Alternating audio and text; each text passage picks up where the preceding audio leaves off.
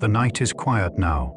Only the hush of waves remains, folding and unfolding against the sand like a slow breath. You can almost feel the world exhale, a soft rhythm that asks nothing of you.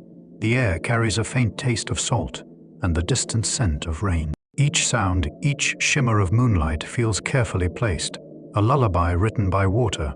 Wherever you are, imagine standing at the edge of the ocean. The sky above is deep blue silk, stitched with stars. The horizon stretches in an unbroken line, steady and calm. Beneath your feet, the sand cools the warmth of the day. You hear the pull and release of the tide, the earth's ancient heartbeat moving through the water. You let your shoulders drop. The mind begins to quiet. Thoughts drift out like shells caught in the receding tide. Every worry softens. Every noise from the day dissolves into the steady pulse of the sea. There's something timeless about this moment, as though you stood here before, 100 lives ago, listening to the same gentle rhythm. The ocean invites you closer, not with urgency, but with patience. It asks you to slow down, to breathe at its pace. When you inhale, the wave rises. When you exhale, it falls. You begin to realize that you and the sea are following the same rhythm, two forms of the same breath. A quiet shimmer appears on the surface, moonlight caught in motion. The light seems alive, bending and shifting as if it, too, were breathing. Somewhere out there, currents are moving silently across the planet, connecting distant shores. The ocean never sleeps. Even when the surface rests, vast rivers of water travel beneath, carrying warmth, life, and stories from one side of the world to the other. You think of how each wave begins far away.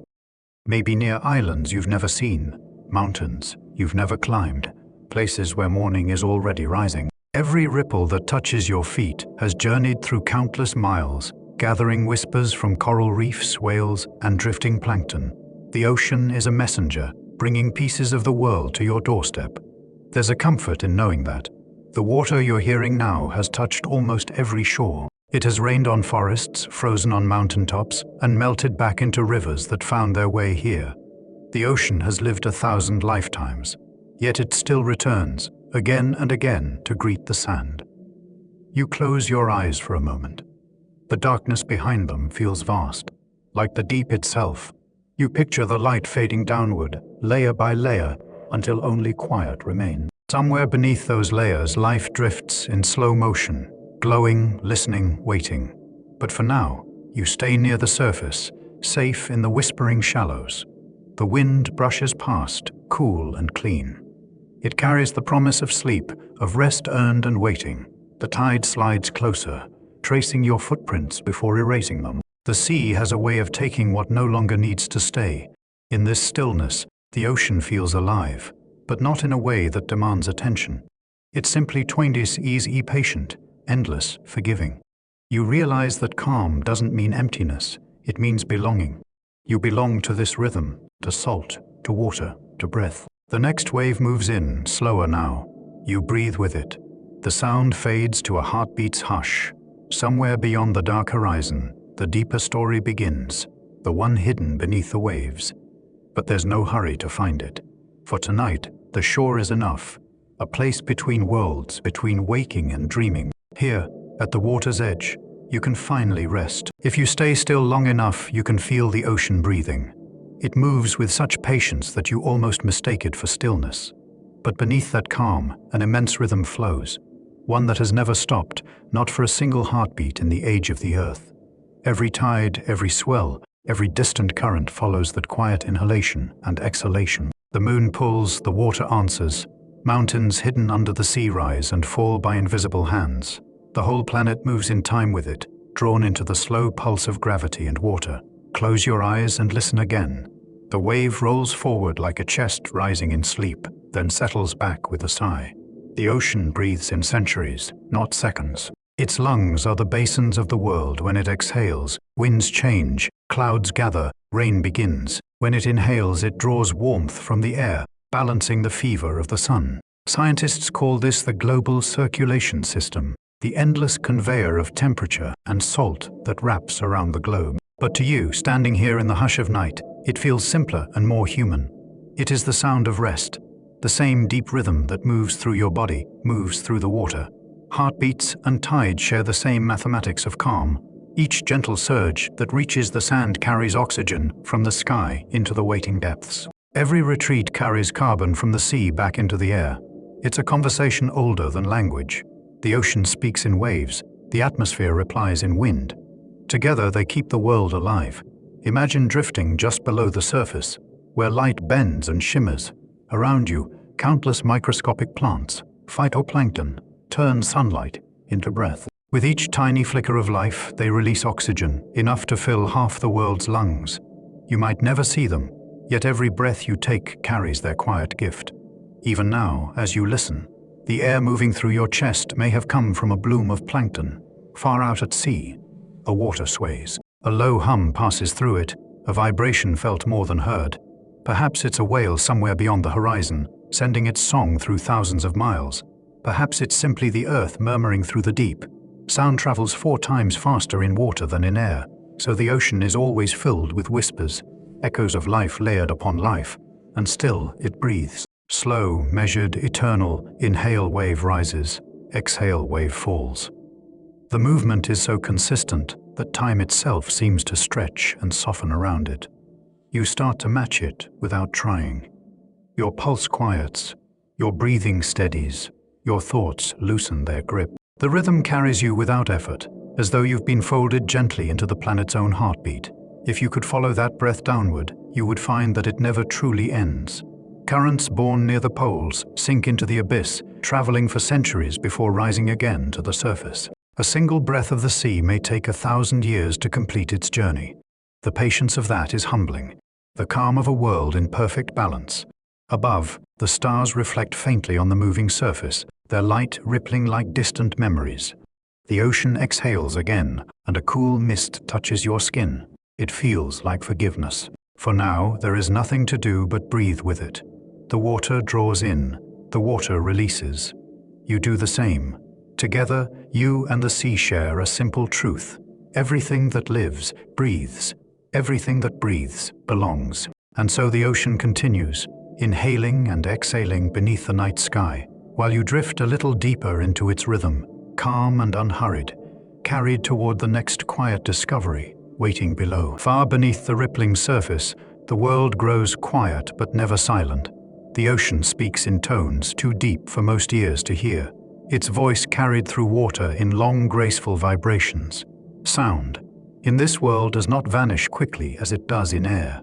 Here, it lingers, curling and drifting through the dark like threads of memory. If you listen carefully, you might sense it, the faint hum of distance, a pulse that seems to come from everywhere at once.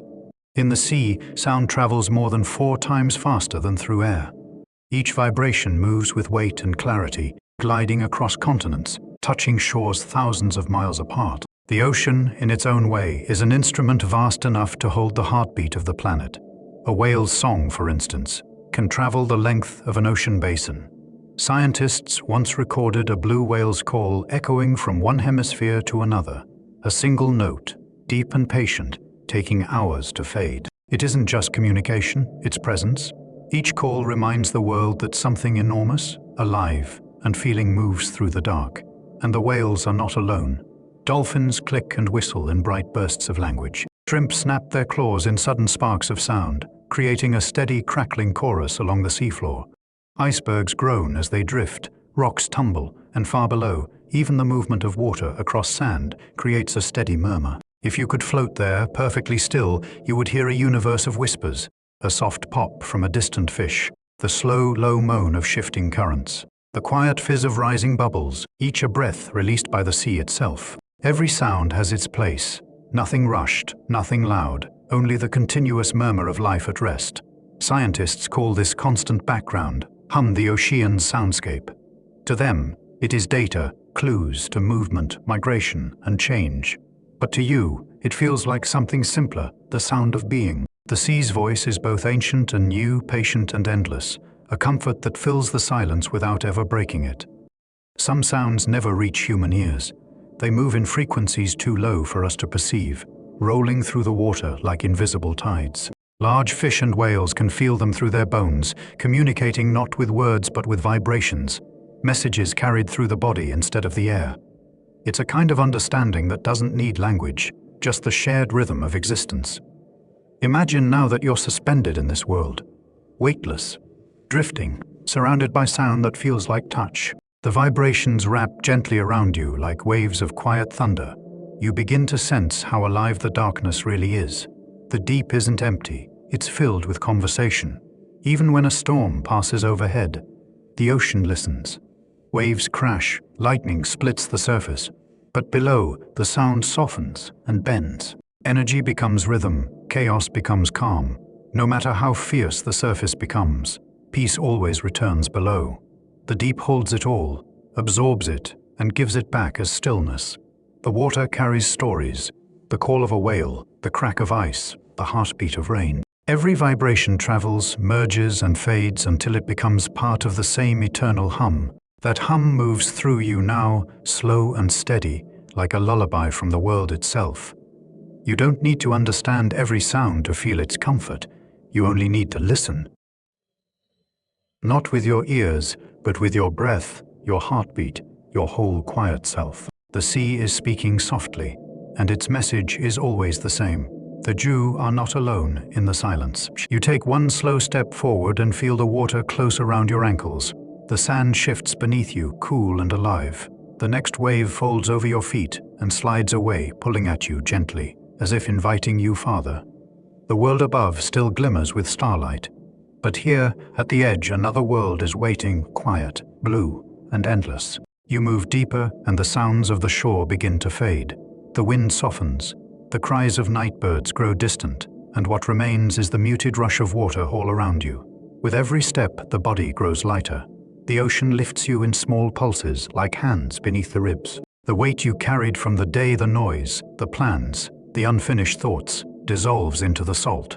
When you finally float, the surface becomes a mirror. The stars ripple above and below, reflections meeting in the middle where you drift. The air cools your face, the water warms your skin. Between them, you hang in balance, neither fully earth nor sky. Beneath you, light bends and dances in pale ribbons. Tiny fragments of moonlight twist downward, breaking into silver dust. Fish shimmer and vanish, flashes of movement in the dark. It feels as though the sea itself is breathing you in, drawing you slowly, calmly, into its depth. Somewhere far below, the color begins to change. The bright turquoise of the shallows gives way to deep blue, then to a muted, smoky indigo. This is the twilight zone, where sunlight weakens, but never truly disappears. The deeper you imagine yourself descending, the slower everything becomes. The body loosens, the pulse steadies. Even time seems to blur, stretched thin by water and distance. Currents move past in long, invisible threads. They are ancient rivers flowing within the sea, carrying warmth, salt, and life through hidden pathways. You drift with them, weightless and unhurried. Each movement feels guided, as if the ocean already knows where you are meant to go. In the near distance, faint sparks appear, soft flashes of blue light, blooming and fading again. Plankton disturbed by motion glow in self-defense, turning the water into a slow-moving sky of stars. For a moment, you cannot tell whether you are falling through the sea or floating through the night. Both seem the same. There is a kind of trust in drifting. To let go of direction, to stop fighting for control, is to remember that stillness is its own form of motion. The ocean teaches that lesson effortlessly. Its creatures do not hurry. They rise and sink with the rhythm of the currents, letting the world carry them. As you follow their lead, the surface above grows distant, but not lost. It shimmers faintly, a soft ceiling of light. You realize that even here, surrounded by miles of open water, you are never far from home. Every drop of this vastness connects back to the shore, to clouds, to rivers, to rain. The heart of the ocean beats beneath you. The same pulse that stirs the tides now moves through your chest. You breathe in, the water sighs out. You breathe out, it gathers in again. Together, you form one slow rhythm, steady, eternal, and kind. Soon, the bright surface will fade completely, and the first shadows of the deep will open. But for now, you drift between worlds, held in balance by the calmest force on earth. The sea rocks you gently, and the night watches over. You are safe here, weightless and whole, floating farther from thought and closer to sleep. The surface drifts away until it is only a trembling sheet of light. Above you, moonbeams shimmer and dissolve below. The blue fades into endless dusk. The water holds you, patient and soundless. It feels like entering a cathedral built of nothing but motion and calm. Here, the noise of the world cannot follow. Even the waves you once heard so clearly now arrive as faint memories, softened and slowed. The deep takes every sound and stretches it, turning it into something long and low, like the memory of a bell heard from far away. The body relaxes in this silence. Every muscle seems to remember what it means to rest. Tiny flecks drift past, glowing for an instant before fading again. Marine snowbits of life falling from the bright world above descends like slow rain. Each flake carries nutrients, the quiet gift that feeds the deep. In this stillness, even decay becomes beauty, part of a gentle, endless exchange. A jellyfish drifts nearby, its body pulsing with transparent rhythm. Each movement is deliberate, unhurried. Light ripples through it like breath. You realize that nothing here moves quickly because nothing needs to. The deep has its own kind of time, measured not in minutes or hours, but in patience. All around, the water is alive with motion too subtle to see. Invisible currents curl around you, wrapping you in threads of warmth and coolness. The pressure grows, but not harshly. It feels like the world's quiet hand pressing close. Your heartbeat slows to match the steady weight, a rhythm shared by the creatures hidden beyond sight. Somewhere far below, a whale passes. You do not see it, but you feel the vibration of its call ripple through your ribs. It's a sound as wide as the sea itself, lonely and comforting at once. The note lingers long after it fades, as if the ocean hums to itself in gratitude for being heard. There is peace in this darkness. It isn't empty, it's full of life conserving its energy, full of movement, so slow it looks like stillness. Fish glide like ghosts between drifting clouds of plankton. An unseen current carries the song of a distant storm.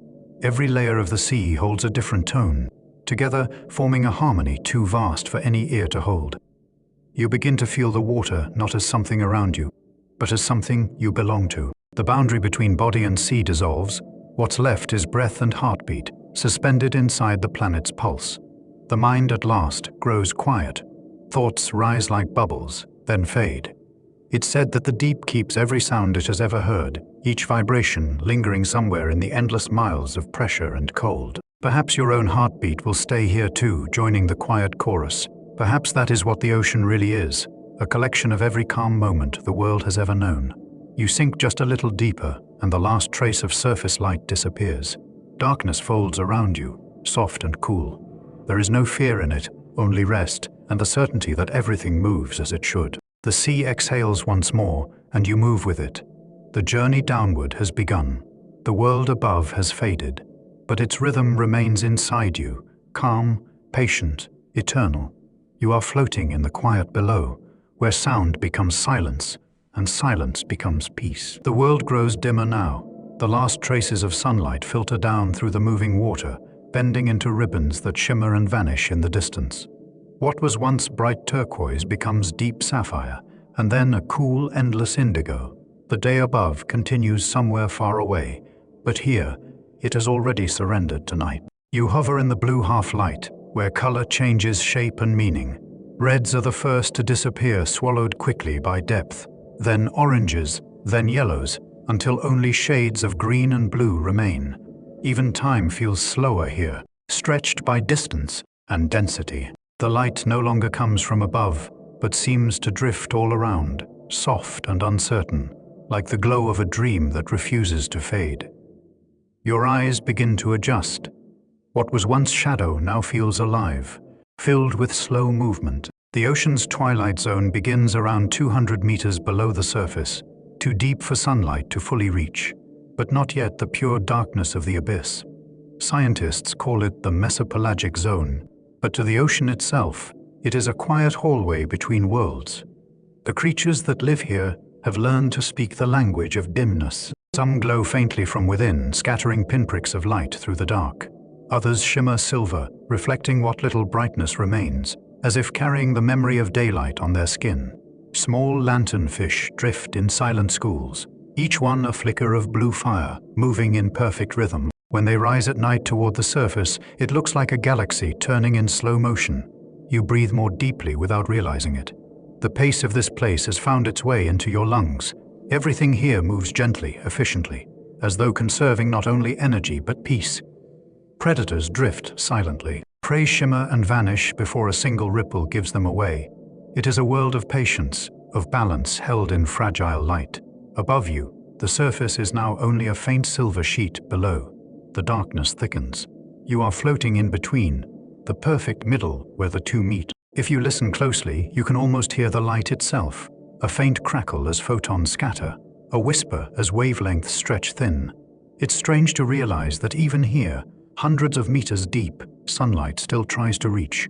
The ocean drinks it slowly, layer by layer, until only traces remain. Those last traces feed life in quiet ways, plants and plankton that drift upward at dusk to sip what's left of the day. The ocean wastes nothing, not even a single drop of light. You think of how color fades in human life, too. How moments lose their brightness with time, not in sadness but in transformation. Here, the fading isn't an ending, it's simply change. Blue becomes indigo, indigo becomes shadow, and still the world remains beautiful. The water is cooler now, smooth and dense. It presses around you gently, reminding you that you are descending into something vast, something that moves according to laws older than memory. You feel smaller, but also lighter, as if letting go of light is a kind of freedom. Ahead, faint pulses of bioluminescent glow appear like stars forming out of darkness. The twilight is deepening, and with it comes a new kind of wonder, quiet, slow, and endless. You take one last look upward at the fading silver sky, then let it go. Below you, the first lights of the deep begin to bloom, waiting to guide you farther down. Out of the deepening blue, small lights begin to appear, tiny sparks that flicker, drift, and fade again. They are not reflections or illusions. They are living lanterns, carried by the creatures of the twilight sea. Some are steady, shining softly like candles behind glass. Others blink in pulses, brief messages exchanged through the dark. Together they form a drifting constellation, a slow-moving sky suspended in water. Bioluminescence, the ability to make light from within, is one of the ocean's oldest stories. Long before eyes ever opened, life here learned to glow. Even now, the deep remains a place where darkness is not absence but canvas. Every flash and flicker is a signature of survival. Tiny plankton start the chain, glowing when disturbed, like sparks thrown from invisible hands. Their light, called cold light, releases no heat. It is the purest illumination, gentle, efficient, eternal. When a current sweeps through, millions shimmer at once, painting the sea in moving ribbons of blue-green fire. Larger drifters follow. Comb jellies float past like pieces of stained glass, their bodies lined with iridescent plates that ripple in rainbows. They don't swim so much as shimmer, bending light around themselves until it seems the ocean is breathing color. A few release short bursts of glow when touched, a gentle startle that looks like laughter. Then come the lanternfish, small and sleek, with rows of glowing dots along their sides. These lights help them hide, not shine, matching the dim glow above so that predators below can't see their silhouettes. Even in the dark, everything here has its reason. Light becomes a shield, a disguise, a quiet language written in flashes and fades. Some creatures create light to hunt. The anglerfish carries a single glowing lure that dangles before its mouth. It drifts motionless until a curious fish swims close, drawn by the false promise of safety. In a blink, the dark closes again. Yet even this small act feels less cruel than natural. A dance as old as the sea itself. Elsewhere, the viperfish glides through shadow with needle-like teeth and a row of lights down its body. Each glow can turn on or off, a living Morse code used to signal potential mates. A single pulse might mean here, another might mean safe. In a world without sunlight, communication becomes art. The deeper you imagine yourself drifting, the more these lights multiply. They rise and fall in gentle patterns, moving with the slow sway of the current. Some are faint as dust, others bloom and vanish like stars collapsing in reverse. The longer you watch, the less you feel separate from them. You are simply another shape in the water, breathing, glowing, alive. It's strange to think that all this light is born from darkness, created by simple chemistry, oxygen and luciferin meeting in a reaction as elegant as any heartbeat. The name Fun Luciferin means light bringer, and in its own quiet way, that's exactly what it does. It brings glow to places the sun can't reach. In this world, light isn't something to chase, it's something to carry. Every pulse of blue, every shimmer of gold is life announcing, I am here. I am here, and so are you, drifting among galaxies of plankton and fish, surrounded by living stars that breathe in rhythm with your own calm heart. Somewhere ahead, a soft wave of glow ripples outward and fades into deeper shadow. You follow it gently, knowing that each spark will guide you farther down. The ocean has begun to show its true self, a place where darkness is not the end of light, but where light begins anew. Down here, movement has its own rhythm. Nothing rushes, nothing hurries. The ocean moves at the speed of patience. Every current, every flick of a fin unfolds in slow grace, as if the entire sea were performing a quiet, endless dance meant only for itself. Small particles drift around you, spiraling downward in glimmering clouds. This is marine snow, the soft rain of life that never stops falling. Bits of plankton, tiny shells, and fragments of coral dust move through the water in gentle spirals. It's a snowfall that never melts, drifting mile after mile through the dark. Each piece glows faintly as it catches light from the creatures around it. Together, they form a glittering ballet suspended in time. Fish rise and fall through this floating snow with unhurried ease. Lanternfish pulse upward toward the fading glow above, then glide back down again in silence. Shrimp move in delicate arcs, their translucent bodies flashing silver as they turn. Every movement here is part of a rhythm, older than memory, choreographed by the pulse of the tides and the breath of the earth. The slowest of all are the jellies. They move not by swimming but by breathing, each pulse of their bells a soft exhale, a letting go. They do not fight the current, they trust it. Their tentacles trail behind like silk ribbons, swaying to invisible music. Watching them feels like watching the ocean dream. A school of small fish drifts past, hundreds of bodies turning as one. For a moment they shimmer in unison, reflecting stray glimmers of bioluminescent light, then dissolve into shadow again. The dance of the deep isn't about rhythm or tempo. It's about harmony, the way everything here seems to know its place, its motion, its quiet part in the song. Some twist upward in spirals, others curl downward in slow, invisible waves. Together, they form a constant circulation that carries warmth from the tropics to the poles, feeding the world in ways no eye can see. You drift among them, feeling the soft tug of motion, like a heartbeat beneath the skin. The water guides you, you do not need to lead. There's something freeing about this pace. In the world above, everything moves too fast: light, sound, thought. Down here, the ocean reminds you that slowness is not stillness, that to move gently is not to stop. Each pulse, each drift, is deliberate. Each pause is meaningful. As you breathe, you start to match it. The slow in, the slower out. The body feels lighter, as if surrendering to the rhythm around you. The sound of your pulse merges with the muffled music of the deep, and for a moment, you feel like part of the dance itself. You think of how even the smallest movement, a flick of a fin, a swirl of sediment, can carry purpose. The sea wastes nothing. Every shift creates balance. Every gesture sustains life. When you look upward, the marine snow glows faintly in the descending light, each flake a tiny, drifting planet. The jellies pulse again, lanternfish rise in waves, and for a heartbeat, everything moves together, the perfect, patient choreography of the deep. In this place, there are no mistakes, no missed steps. Only motion, slow and sure, guided by the quiet pull of the earth itself. You float among the slow dancers, breathing with them, moving with them, resting inside their calm. The current turns slightly, carrying you deeper. The lights grow dimmer, the sounds softer. Somewhere below, new mysteries wait to unfold. But for now, you drift, surrounded by the graceful pulse of life at rest. The deeper you drift, the heavier the world becomes.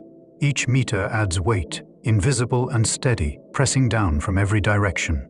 The ocean at these depths carries a force that could crush metal, yet life endures here, soft, luminous, and impossibly calm. At first, The thought of that pressure seems daunting. A single square inch at this depth bears tons of weight, and still, fragile creatures glide through it as if the water were silk. Their bodies have no air pockets to collapse, no rigid bones to break. They are built from softness, their forms shaped perfectly by their world. In yielding to the pressure, they survive it. There's something quietly profound about that. Down here, strength is not hardness but flexibility. The jellyfish's body gives way. The snailfish's skin ripples instead of resisting. The deep-sea cucumber flows like liquid through narrow spaces, unbothered by the force around it. The lesson is clear: resistance breaks, but surrender bends and endures. The human mind works much the same way. Pressure comes to all of us, though not from water or depth, but from time, expectation, and memory. And yet, as you listen to this world beneath the waves, you begin to see how even immense weight can become peace if you learn to move with it. The fish here glow faintly, their lights muted by distance. Some have skin so transparent, you can see their hearts beating inside, steady and small, unshaken by the crushing environment that surrounds them. Others have evolved gelatinous forms, their bodies nearly identical in density to the water itself. They do not fight the sea, they see become It's hard to imagine the patience of this place. The pressure that would destroy so much above creates balance here. Every shape, every heartbeat, every pulse of light has been sculpted by millions of years of quiet adaptation. There is no panic in the deep, only design. Some creatures drift upward only once in their lives, slow ascents that can take hours. If they rise too quickly, the change in pressure can undo them, and so they move with care, with measure, with understanding. Even their journeys are lessons in gentleness. You feel it now, this slow acceptance. The water presses lightly against you, not cruel but constant. It asks you to breathe smaller, softer.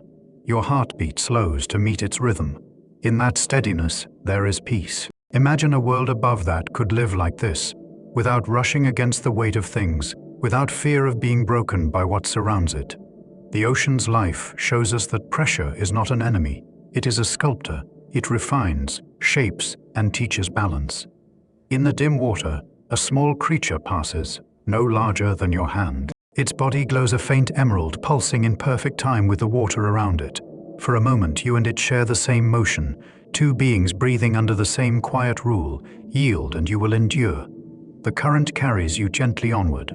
The weight around you remains, but it no longer feels like burden. It feels like belonging. The deeper you go, the more you understand that the sea is not hostile. It is patient. It holds the memory of everything that learned to bend without breaking. You are one of them now, part of the stillness, part of the calm strength that thrives beneath the crushing deep. And as you drift further downward, you feel lighter than ever. The deeper you drift, the quieter the world becomes. The noises of the surface, the crash of waves, the cries of birds, even the whisper of wind, are gone now, left far above in the thin layer of air and light. Down here, silence takes on a new meaning. It isn't absence, it's fullness. The quiet hums softly, alive and breathing. You pause for a moment and just listen. At first, you hear nothing. Then, as your mind settles, you notice faint, drawn-out sounds, low rumbles that rise and fade like the ocean's own heartbeat. A whale, perhaps, somewhere far beyond sight. Its voice travels through miles of water, deep and steady, carrying messages older than language. Sound moves differently in the sea. It doesn't vanish, it lingers, drifting across currents, bending around mountains, threading through darkness like invisible silk. A single note can travel the length of an ocean and still arrive whole. Every tone becomes part of the water itself, blending into its body. Down here, even silence carries echoes. The ocean listens as much as it speaks. When currents strike rocks, when sand shifts, when rain touches the surface above, those vibrations travel downward. Creatures respond in kind, some clicking, some humming, others simply adjusting their paths. Every sound is part of a vast, ongoing conversation. If you focus deeper still, you may feel rather than hear it.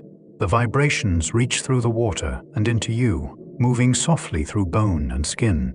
It feels like standing near a great drum that plays not with hands, but with the turning of the planet. The deep is never truly silent. It hums with the same slow rhythm that drives the tides, the same rhythm that once shaped the first breath, the first motion, the first life.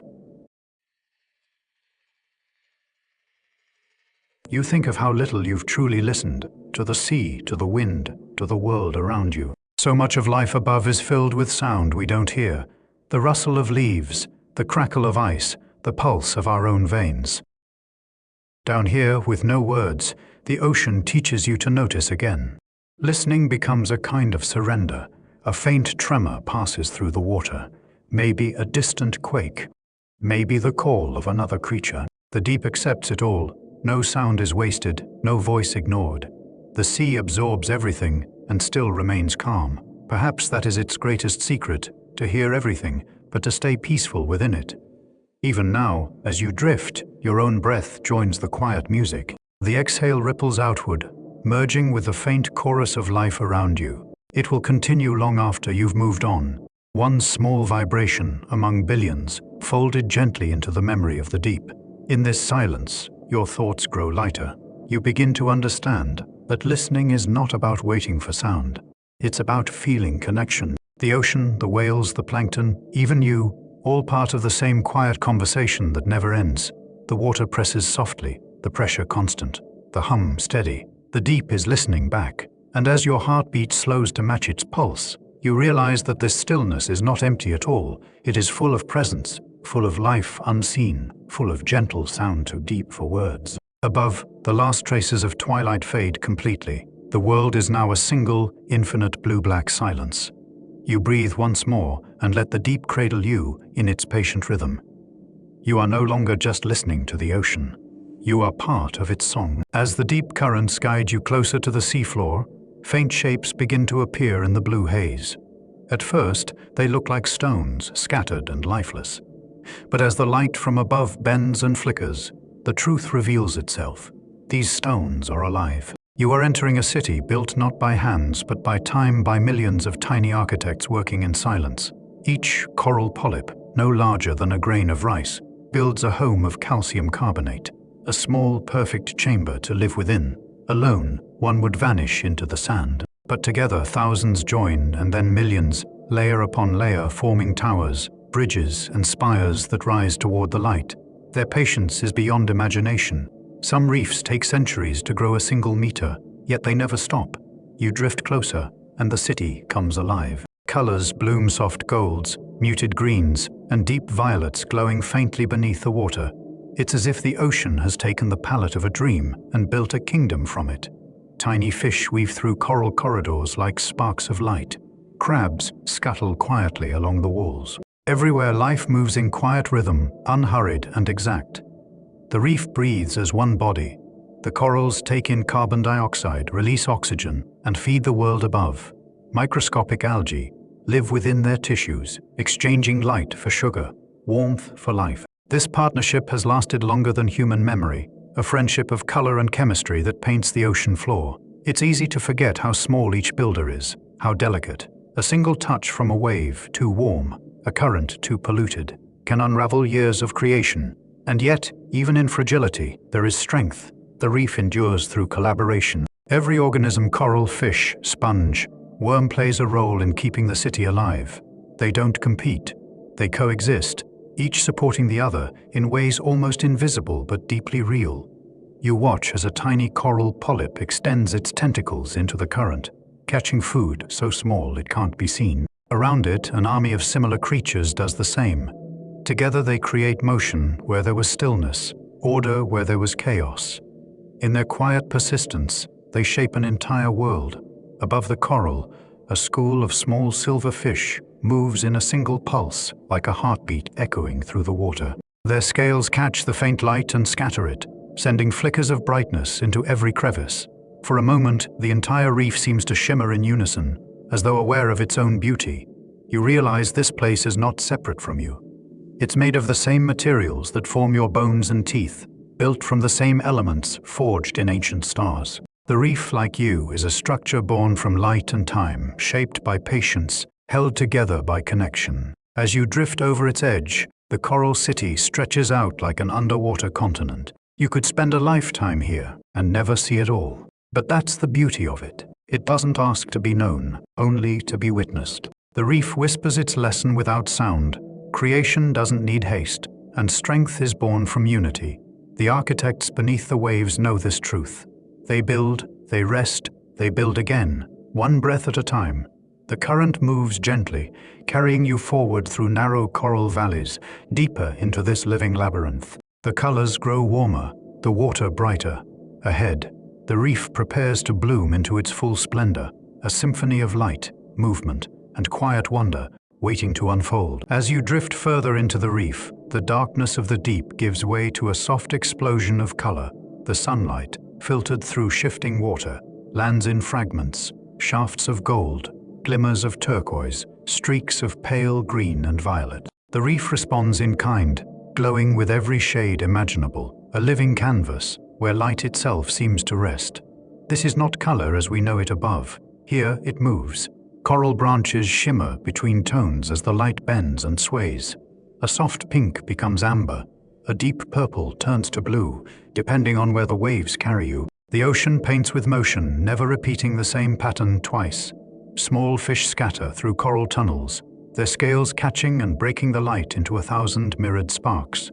Parrotfish move along the coral, scraping with gentle rhythm, polishing the reef as they feed. Their bodies gleam in impossible hues, greens that glow like emerald glass, blues bright as the morning sky. Each movement they make is part of the sea's great orchestra, soundless, slow, endlessly coordinated. Nearby, a cloud of damselfish flickers like a thought, forming and disappearing. A single turn sends ripples of silver across their bodies, a shimmer that looks almost like laughter. Above them, anemones sway, their tentacles moving with the pulse of the tide. Hidden among them, clownfish nestle close, safe in the dance of their shelter. Every creature here carries a color suited to its role. The cleaner wrasse glows blue and white, a sign of safety to larger fish who approach and wait patiently to be groomed.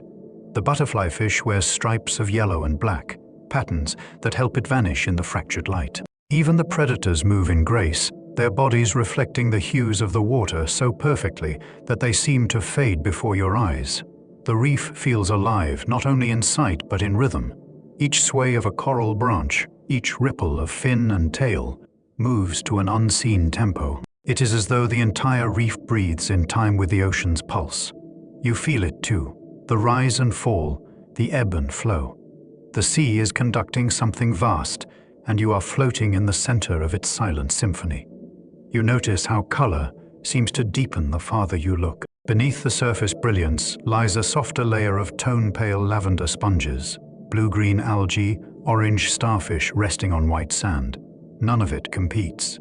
Every shade exists in quiet balance, each one amplifying the next. The harmony feels deliberate, designed not by chaos but by calm intention. There's peace in this abundance.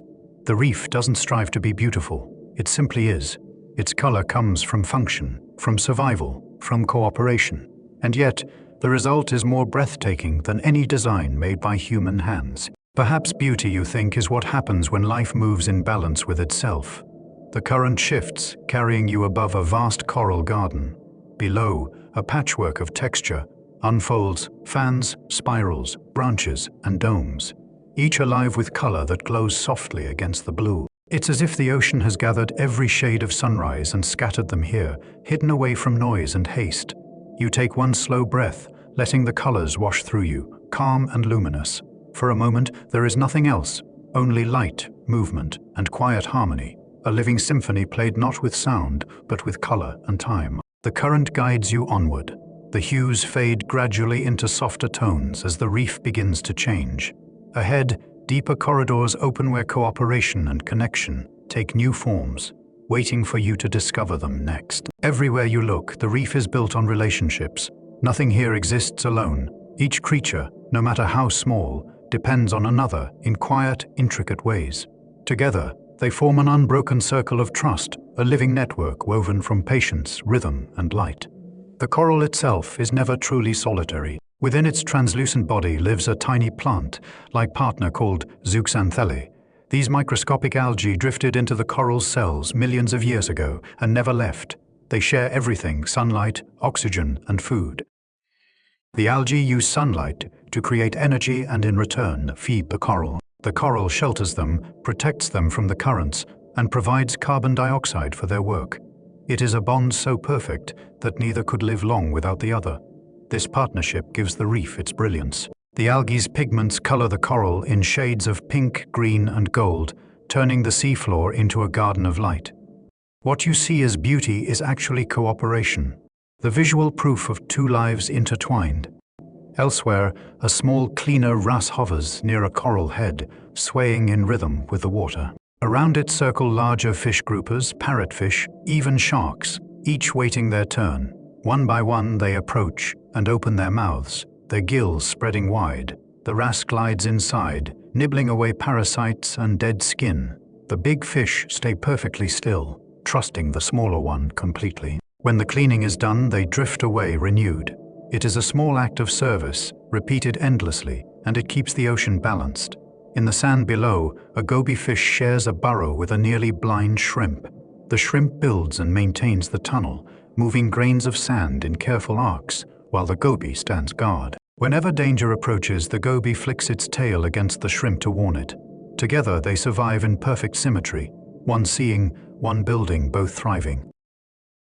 Symbiosis, the scientists call it, but down here, it feels more like kindness. The reef is full of quiet gestures like these: cooperation without expectation, harmony without language. Each species plays its part not out of competition, but out of need and trust. A sea cucumber slides along the sandy floor, digesting the grains and cleaning them as it moves. Crabs pick through coral branches, removing debris. Tiny shrimp groom the sea anemones that shelter them. Every movement contributes something. Every action supports another. The reef breathes through this exchange, its pulse steady and strong. You begin to notice how gentle this cooperation feels. Nothing here rushes or demands. Every creature acts according to the rhythm of its surroundings, understanding without question that survival is shared. Even death becomes renewal. When one form of life fades, another rises to take its place. The cycle continues without complaint, without pause. Watching this harmony unfold, you sense a quiet truth. The reef doesn't thrive because its inhabitants are strong. It thrives because they are connected. Its beauty lies not in dominance, but in balance. The water flows softly between coral branches, brushing past your hands like silk. You can almost feel the energy that hums through everything, a silent pulse linking one life to the next. It's easy to imagine that if you could listen closely enough, you'd hear the reef itself, breathing. A sound made not of air, but of unity. The current tugs gently at you again, drawing you onward. Ahead, the water darkens slightly. The colors soften as the reef settles into night. The day's bright exchanges fade, replaced by the hush of rest. Soon, you'll see how this living city dreams when the sunlight goes. A world that glows not with heat or noise, but with quiet endurance. As evening descends above the waves, the coral world prepares for night. The bright blues and yellows of daylight fade, replaced by cooler tones, deep violets, silvers, and the soft shimmer of moonlight passing through water. The reef exhales, and its bustling rhythm slows. What was lively and loud becomes hushed, dreamlike. You drift through the quiet transformation. Tiny fish retreat into coral shelters, their movements growing slow and drowsy. Parrotfish wrap themselves in thin, transparent cocoons, a protective bubble of mucus that masks their scent from nocturnal hunters. It glistens faintly under the moonlight, a delicate shield spun from instinct and sleep. The anemones close their tentacles, drawing inward like flowers folding at dusk. Sea urchins begin to move out from the shadows, their spines catching the faint light as they search for food along the sand. Crabs scuttle softly across the reef, leaving trails that vanish almost as soon as they're made. Everything here seems to move more carefully at night, as if aware that sound itself could stir the darkness. Then, slowly, the reef begins to glow. Bioluminescent plankton drift from the open water, swirling into the coral valleys like stars descending to rest. The surface ripples faintly above, and every movement sends a silver-blue shimmer across the reef below. The coral polyps extend their tiny arms, catching the glowing snow of life that falls through the water, feeding, breathing, glowing, all in a single, graceful motion. The predators awaken too, but even they move with calm precision. The moray eel glides silently through coral tunnels, its body weaving like ribbon through stone. Its eyes gleam gold for an instant, then vanish. Farther off, an octopus slides along the seafloor, changing color as it passes. A soft brown, then green, then a shade so pale it almost disappears into the sand. Its movement is unhurried, fluid as thought. The reef is different at night, but not dangerous. It feels more intimate, more reflective, as though the ocean itself has lowered its voice. The colors have dimmed, yet the light feels gentler, coming not from the sun, but from life itself. Every pulse of glow, every ripple of fin or wave of tentacle, adds to the slow breathing rhythm of the sea at rest. You hover for a while, weightless, surrounded by quiet movement. The sound is soft, almost melodic, a distant crackle from tiny shrimp, the faint hiss of sand settling, the deep, slow hum that seems to come from nowhere and everywhere at once. It feels like the earth itself is asleep, dreaming in blue. You think of how every being here trusts this rhythm, the shift from day to night, light to dark, noise to calm. No creature resists it. The reef surrenders to rest the way it surrenders to tides. There is no fear in letting go, only peace. You close your eyes for a moment and imagine yourself drifting alongside the sleeping fish, the pulsing coral, the glowing plankton. You breathe with them slowly, evenly. The water feels warmer now, as if the sea recognizes you as part of its own. Somewhere above, the moon moves silently across the surface, casting a faint silver net through the water. It's caught by the reef below, woven into the coral like threads of light. Everything glows faintly now, the sea, the coral, even you. The night has fully arrived, and within its calm, the reef dreams quiet, bright, and infinite. The reef sleeps beneath the moon's slow drift, glowing faintly in the still water. It seems eternal, a kingdom untouched by time. Yet even as you float above its beauty, you can feel something delicate beneath it, a pulse that could falter, a balance so fine it depends on every breath of the ocean. The reef is strong, yes, but its strength lies in harmony, not in force. A single change, a rise in temperature, a shift in current, a shadow cast too long, can unravel what took centuries to build. The coral that once glowed pink and gold can lose its color, turning pale as bone. This is called bleaching, a quiet unraveling when the coral's tiny algae companions drift away. Without them, the coral can survive for a time, but not forever. The reef's brilliance fades to white, like a photograph left too long in the sun. And yet, even in fragility, the reef teaches peace. It does not rage or resist. It waits. It endures. Some parts recover when the water cools, when balance returns. Tiny polyps begin again, rebuilding from fragments, one cell at a time. Hope here is small but steady, like the slow pulse of light that never truly leaves the ocean's heart. You hover above a coral ledge, and beneath you, a garden stretches farther than you can see. Life moves quietly among the branches, grasses, shrimp, sea fans swaying like soft feathers. Every creature here depends on the coral's patient work, and in return they care for it in countless small ways. Even in its most fragile moments, the reef is never alone. It's easy to forget how interconnected it all is. The oxygen that fills your lungs might have begun here, released by the reef's algae. The sand beneath distant beaches is made from fragments of coral, ground and carried by time. The very sound of the ocean, that endless hush, is shaped by reefs breaking waves before they reach the shore. You realize that to protect this place is not charity. The reef's pulse beats in every breath the earth takes, but the ocean does not dwell on sorrow. It continues to move, to build, to heal. Even now, new coral larvae are settling onto rock, searching for places to grow. Small, translucent creatures, each carrying the potential of a future world. They float on unseen currents, carried by the same forces that carried you here. The water around you feels warmer, filled with light that seems to come from within. The reef, even fragile, is still full of life. Its strength lies in its softness, in its ability to rebuild, to begin again without complaint. You feel that lesson settle quietly into you, that fragility and resilience are not opposites, but reflections of the same truth. A turtle glides past, unhurried, its flippers tracing lazy arcs in the blue. It has seen the reef's cycles, its blooms and its fading, its storms and its calm. Still it swims, ancient and steady, part of the endless rhythm. There is comfort in that, a reminder that life continues, even in the face of change. You let the image linger, the glowing coral, the drifting turtle, the shimmer of moonlight in the current. It's a portrait of peace, delicate yet unbroken. The current begins to pull gently once more, guiding you away from the reef's edge. Behind you, the coral fades into soft light, its colors still flickering like distant stars. Ahead lies the open sea, deeper and darker, waiting to reveal its next quiet secrets. Beyond the reefs, the light begins to fade again. The colors that once filled the water, amber, turquoise, gold, soften into shades of deep blue. Here, in the open sea, the water feels heavier, quieter, more infinite.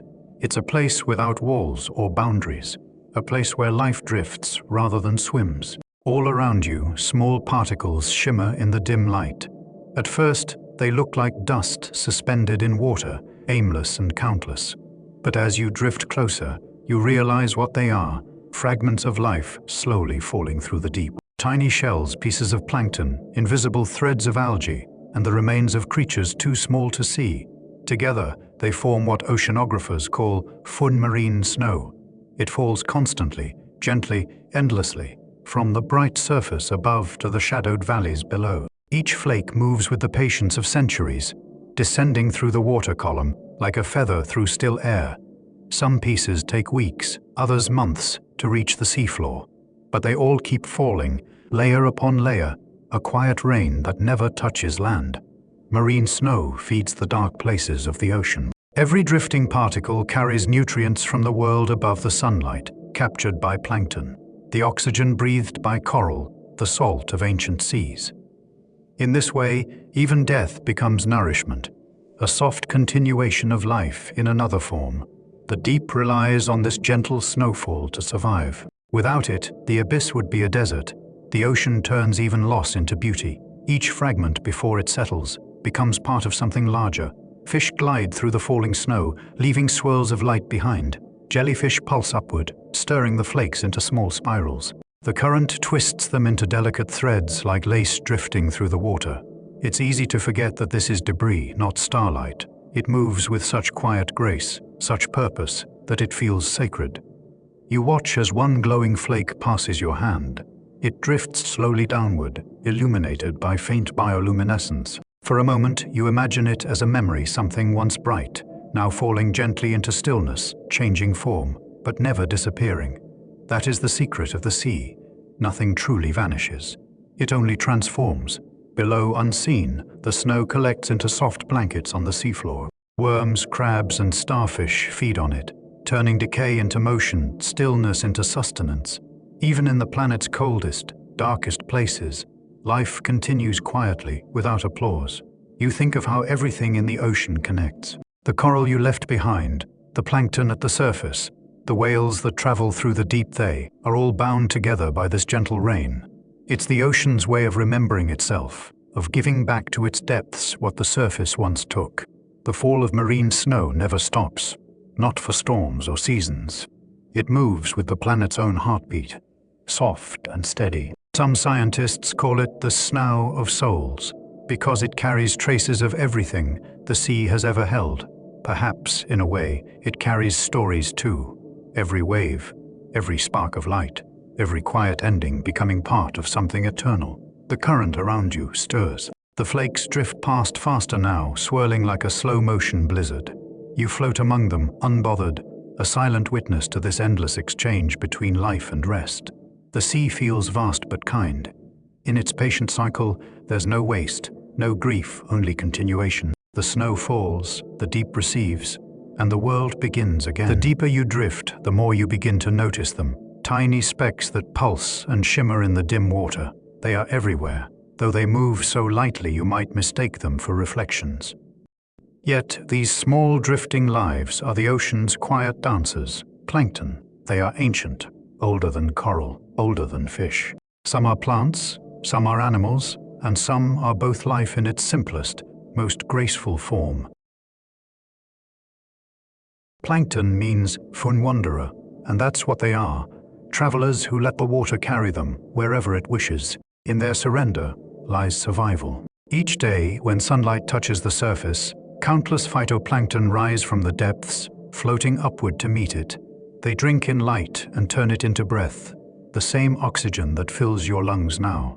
Half the air you breathe comes from these invisible wanderers, lifting themselves toward dawn with no intention but to live. And when night falls, they drift back down again. This daily journey up to the light, down to the dark, is the largest migration on Earth. It happens every single day, yet almost no one ever sees it. Millions of tiny beings rising and sinking in harmony, like the slow inhale and exhale of the planet itself. If you could pause time, you'd see them suspended in a vast, delicate dance. Diatoms with shells like glass snowflakes, tiny radiolarians trailing crystalline, spines, copepods flicking their antennae in short bursts of motion. Each movement is small, but together they form a rhythm, the pulse of life at its gentlest scale. The plankton's dance feeds the sea. Fish, whales, jellyfish, all depend on these drifting lives. When they move, the ocean follows. When they bloom, the water changes color, glowing green or blue depending on the light. Sometimes, under the right conditions, they shine at night, bioluminescent plankton, lighting the waves in ghostly blue fire. People who walk along certain shores see this and call it magic. The sea calls it normal. You watch the particles sway in the faint current. Some flash as they turn, catching the last traces of fading sunlight filtering from above. The water feels alive with quiet motion, every drift a note in the ocean's endless symphony. You realize that this, too, is what balance looks like: motion without haste, creation without noise. Plankton do not fight the tide. They drift, they rise, they fall, and in their drifting, they sustain everything around them. There's a lesson in their simplicity, that movement doesn't always mean effort, and surrender doesn't always mean loss. Sometimes letting go is how the world keeps turning. You take a slow breath, the air filling your lungs, oxygen born from sunlight and plankton. For a moment, the boundary between your breath and theirs disappears. You are part of their cycle, breathing what they made, returning what they need. You are, in a quiet way, one of the wanderers too. As you drift among them, the light begins to shift again. The colors grow deeper, cooler. A faint glow appears below, where jellyfish rise through the water, joining the same invisible current that carries the plankton. Together they move as if to music, an endless ballet that binds surface to deep, day to night, breath to breath. The current tugs gently at your side, reminding you to follow. You let it pull you onward, deeper into the blue. The plankton fade behind you, their glow soft and steady, their motion eternal. Above, the snow still falls below, new lights begin to rise. The dance continues, as it always has. Deeper now, the last traces of sunlight fade completely. The sea darkens into a space without horizon or edge. For a moment, it feels like floating inside the night sky. No up, no down, only the soft pressure of water and the slow pull of the current. Then, faintly, light begins to bloom again. Not from above this time, but from within. Out of the darkness, jellyfish appear. Dozens at first, then hundreds, rising and falling like translucent moons. Their bodies pulse with rhythm, each contraction a quiet exhale, each glow a breath of light. They move not by force, but by surrender, letting the ocean carry them where it wishes. Watching them, you feel your heartbeat slow to match their pace. They are older than the coral, older than the fish, older even than trees. For over 500 million years, jellyfish have drifted through the seas, unchanging in their grace. They have no bones, no brain, no blood, only water, light, and patience. In their simplicity lies a wisdom the world above often forgets. Some are small enough to rest on your fingertip, others stretch longer than whales. Yet all share the same gentle rhythm, a slow, hypnotic pulse that feels like the ocean breathing. Their bells glow in shades of blue, violet, and gold. As they drift, they feed quietly on plankton and small fish. Their tentacles trail behind them, delicate threads laced with invisible stings. But even this small act of predation feels graceful, without struggle or sound. In the deep, nothing wastes energy. Everything flows. You notice one jellyfish drifting near you, its body transparent as glass. Inside, faint trails of light pulse, outward in perfect rhythm, like a heartbeat made visible. It seems impossibly fragile, and yet it endures, proof that softness can survive even in the most immense pressure. Some jellyfish create their own light, glowing not to attack or defend, but simply to exist. Their luminescence is both language and life. A flash might warn others, attract mates, or confuse predators, but to the watcher, it feels more like art, fleeting and eternal all at once. In the vastness of the midnight sea, the jellyfish are the stars. They drift alone, yet together form constellations of movement. When a current stirs them, the whole water column flickers, a living galaxy in blue. It's easy to forget you're underwater at all. It feels instead like you're floating through the cosmos, surrounded by soft, breathing light. Scientists call this part of the ocean the bathypelagic zone, the midnight layer stretching down thousands of meters. Few creatures can survive here, and yet the jellyfish flourish. They don't resist the darkness, they illuminate it. Their glow is not defiance, but acceptance. A gentle reminder that even in places where sunlight cannot reach, life still finds ways to shine. You stay still, letting the glowing forms pass by. The silence deepens. The water is cool, the light soft. Around you, the jellyfish continue their eternal motion, rising and sinking in patient waves. It feels as if time itself is pulsing with them, slow, measured, infinite. The deeper you watch, the calmer you feel, as though their rhythm has entered your blood. And as they drift farther into the dark, their light fading one by one, you realize something profound. The ocean doesn't need brightness to be beautiful. It only needs balance and the courage to glow quietly in the dark. From the drifting lights of the jellyfish, a new shape emerges in the blue, a shadow at first, gliding slowly through the water. As it comes closer, the form grows clear, a sea turtle, ancient and calm, moving with the grace of something that has never known haste. Its flippers extend like wings, pushing gently against the weight of the sea. Each stroke is deliberate, unhurried, perfectly measured. The turtle moves as though time itself bends around it, as if the ocean waits for its passage. In its stillness, there is confidence. In its slowness, there is strength. Sea turtles have crossed these waters for more than 100 million years. They have watched the continents drift, the seas rise and fall, the stars shift above the waves. Generation after generation, they return to the same beaches where they were born, migrating thousands of miles through the open ocean to lay their eggs on the same stretch of sand. Their patience is their compass, their endurance their wisdom. You watch as the turtle glides just above the seabed. With each movement, small clouds of sand rise behind it, swirling like faint smoke. A pair of remoras cling to its shell, catching a ride through the slow currents. They feed on scraps from the turtle's meals and help keep its shell clean. Even here, companionship is quiet and mutual. Its shell is a map of time, etched with scratches, layered in hues of green and brown, polished smooth by years of travel. Light from above shimmers across it like moving glass. You can almost imagine it carrying the ocean's stories upon its back, each mark a memory of places seen and storms endured. Turtles breathe air, yet they belong to the sea. They rise only when they must, breaking the surface with a slow, deliberate motion, then sink again into stillness. Scientists have recorded turtles diving for hours without surfacing, conserving energy in the calm of the deep.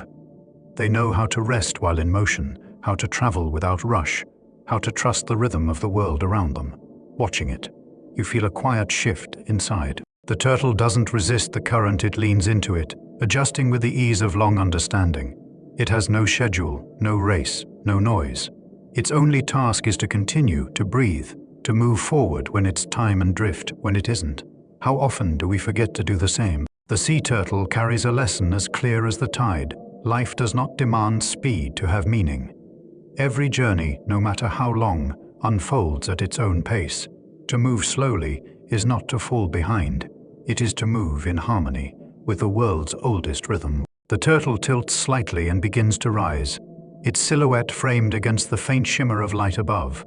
For a moment, its motion feels almost sacred, a quiet prayer made not with words, but with movement. You find yourself breathing in time with it, each inhale rising, each exhale falling. It passes close enough for you to see the dark, steady eye beneath its brow. There is something ancient in that gaze, something that seems to remember the world before sound, before fear, before hurry. It looks at you briefly, then drifts onward, vanishing into the blue as quietly as it arrived. The water feels still again, filled with peace. The jellyfish fade below, their lights distant and slow. The turtle's calm lingers like an echo of patience, reminding you that the ocean's true strength lies not in motion, but in its endless ability to wait. The sea grows quieter now, the last pulse of light from the jellyfish fades into the distance, and even the slow shadow of the turtle disappears into the blue. What remains is stillness, a vast, breathing calm. The current cradles you, swaying gently, as if the entire ocean were rocking you to sleep. You no longer know which way is up or down. The water folds around you like a warm, endless blanket, and all sense of direction begins to dissolve. The surface is somewhere far above, the seafloor somewhere far below. Between them, you are suspended in peace. The drift has no urgency. It asks nothing of you. There's no effort here, no need to swim or fight the current. The sea carries you without question, and you let it. Each small movement feels like thought, made visible, and each pause, a deep exhale. Around you, particles shimmer like distant fireflies.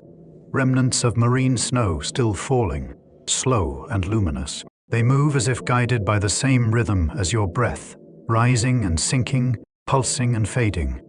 It feels as though you've become part of them, a drifting piece of light among billions. Somewhere far off, a low vibration hums through the water. Perhaps it's the echo of a whale's call or the movement of distant waves against a mountain of rock. The sound doesn't startle you. It soothes. It's the deep's reminder that even silence has a heartbeat. Your body begins to feel lighter, almost translucent. The pressure that once pressed against you now feels like comfort holding you in place, keeping you safe. You realize the drift is not aimless. It's the ocean's way of carrying you toward rest. To drift is not to lose control. It's to trust that you are already where you need to be. The world above seems far away now. Its lights, its noise, its sharp edges. Down here, everything moves at the pace of peace.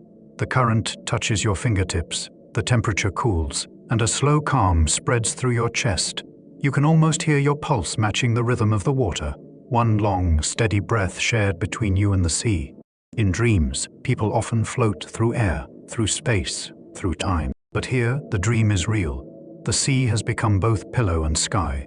Even your thoughts drift slower now, untethered, soft. You remember the coral's patience, the plankton's dance, the turtle's quiet faith. Every life you've seen in this journey has moved with ease, never against the flow. Perhaps dreams are made from this same current, the body resting, while the soul drifts quietly through water and light. The current shifts again, barely noticeable, a gentle push forward, a reminder that the ocean is never truly still. You feel it beneath your ribs, like a pulse. The sea is breathing you in, carrying you through its lungs of blue. Somewhere in the distance, a glow appears, a faint, golden shimmer pulsing softly through the dark. It's not the sun nor the moon, but something deeper, the sea's heartbeat, maybe. Or perhaps it's just the reflection of your own calm projected outward, glowing where light cannot reach. The water moves again, rocking you one last time. The line between waking and dreaming blurs. You don't resist it. You simply drift, slow and steady, wrapped in blue silence. You are the current now. You are the breath between tides, the pause between waves. The drift is complete, and in it, you find rest. The water around you darkens until it becomes almost solid. The last trace of blue slips away, and what remains is a color beyond sight, a soft, infinite black that absorbs every flicker of light. This is the midnight zone, where the sun has never touched, and where darkness becomes its own form of beauty. At first, the absence of light feels strange, disorienting. Your eyes search for shape, for motion, for something familiar. But as the seconds stretch, you begin to feel the quiet of this place settle inside you. There's no need to see. The sea itself seems to hold you, whispering in its steady hush that here. Vision is replaced by feeling. The pressure here is immense, hundreds of times greater than at the surface. Yet it presses evenly from all directions, gentle as an embrace. The deep doesn't crush, it carries. The body adapts instinctively, as if remembering an ancient calm. Few creatures live at these depths, but those who do have learned the art of stillness. They have eyes so large they can catch even a single photon of light. Others have no eyes at all, sensing the world through vibration, taste, or faint electric pulses that drift through the water. In this world without sight, perception is born from patience. You drift farther downward. The silence deepens. It hums softly, a vibration you feel in your bones. Far away, perhaps miles, something moves, a fin slicing through the dark, a distant echo of life. Here, distance and direction mean nothing. Everything flows toward everything else, bound by unseen currents. In the midnight zone, the ocean becomes a place of subtle miracles. There are creatures whose bodies glow like fireflies, delicate shapes that flicker once and vanish, small shrimp carrying lanterns of blue light, worms that shine in spirals of green and gold. Even bacteria that coat the seafloor shimmer faintly, transforming decay into radiance. The dark is not lifeless. It is luminous in its own quiet way. You think of how strange it is that so much life exists here, unseen by the world above. Entire ecosystems move in silence, thriving in pressure and cold, proof that even in the deepest shadows, creation continues. The ocean doesn't need sunlight to make life. It makes its own light, one pulse at a time. The water feels heavier now, thicker, as if it carries time itself. The deep asks for reverence. Every motion is a whisper, every thought a ripple. Somewhere far below, a faint red glow flickers and disappears, perhaps the lure of an anglerfish, waiting patiently in the black. Its small light sways like a candle, inviting curiosity, not fear. Down here, survival isn't about violence. It's about balance, about using just enough energy to continue. The deeper you drift, the more you feel the presence of this place around you, not as emptiness, but as vast acceptance. The midnight zone holds everything without judgment: light, dark, birth, death, stillness, motion. It contains them all and asks nothing in return. You realize as you hover in this perfect quiet that darkness isn't something to escape. It's something to rest within. The ocean doesn't fear its own depths, and neither should you. You close your eyes and let the deep embrace you fully. The sound fades to a single steady hum, the Earth's oldest lullaby. Somewhere far above, the surface still glitters. But here, in the midnight zone, the ocean sleeps, and you sleep with it. In the vast darkness of the midnight zone, life glows where it should not exist. Each flicker of light, each shadow that moves, is a small miracle. These are the creatures of the deep beings shaped by time and pressure, living far beyond the reach of the sun. They appear slowly, one at a time, as if the dark itself were painting them into being. First comes a lanternfish, small and sleek, its body lined with tiny glowing dots. Each light marks its place in the endless dark, a code of belonging. When one blinks, others answer, a silent conversation carried across miles of black water. To them, light is not just sight, it is language, identity, and safety. Then, from the shadows, a larger shape glides past. An anglerfish, its wide mouth curved in a permanent, patient smile. From its head dangles a single glowing lure, swaying softly like a candle flame.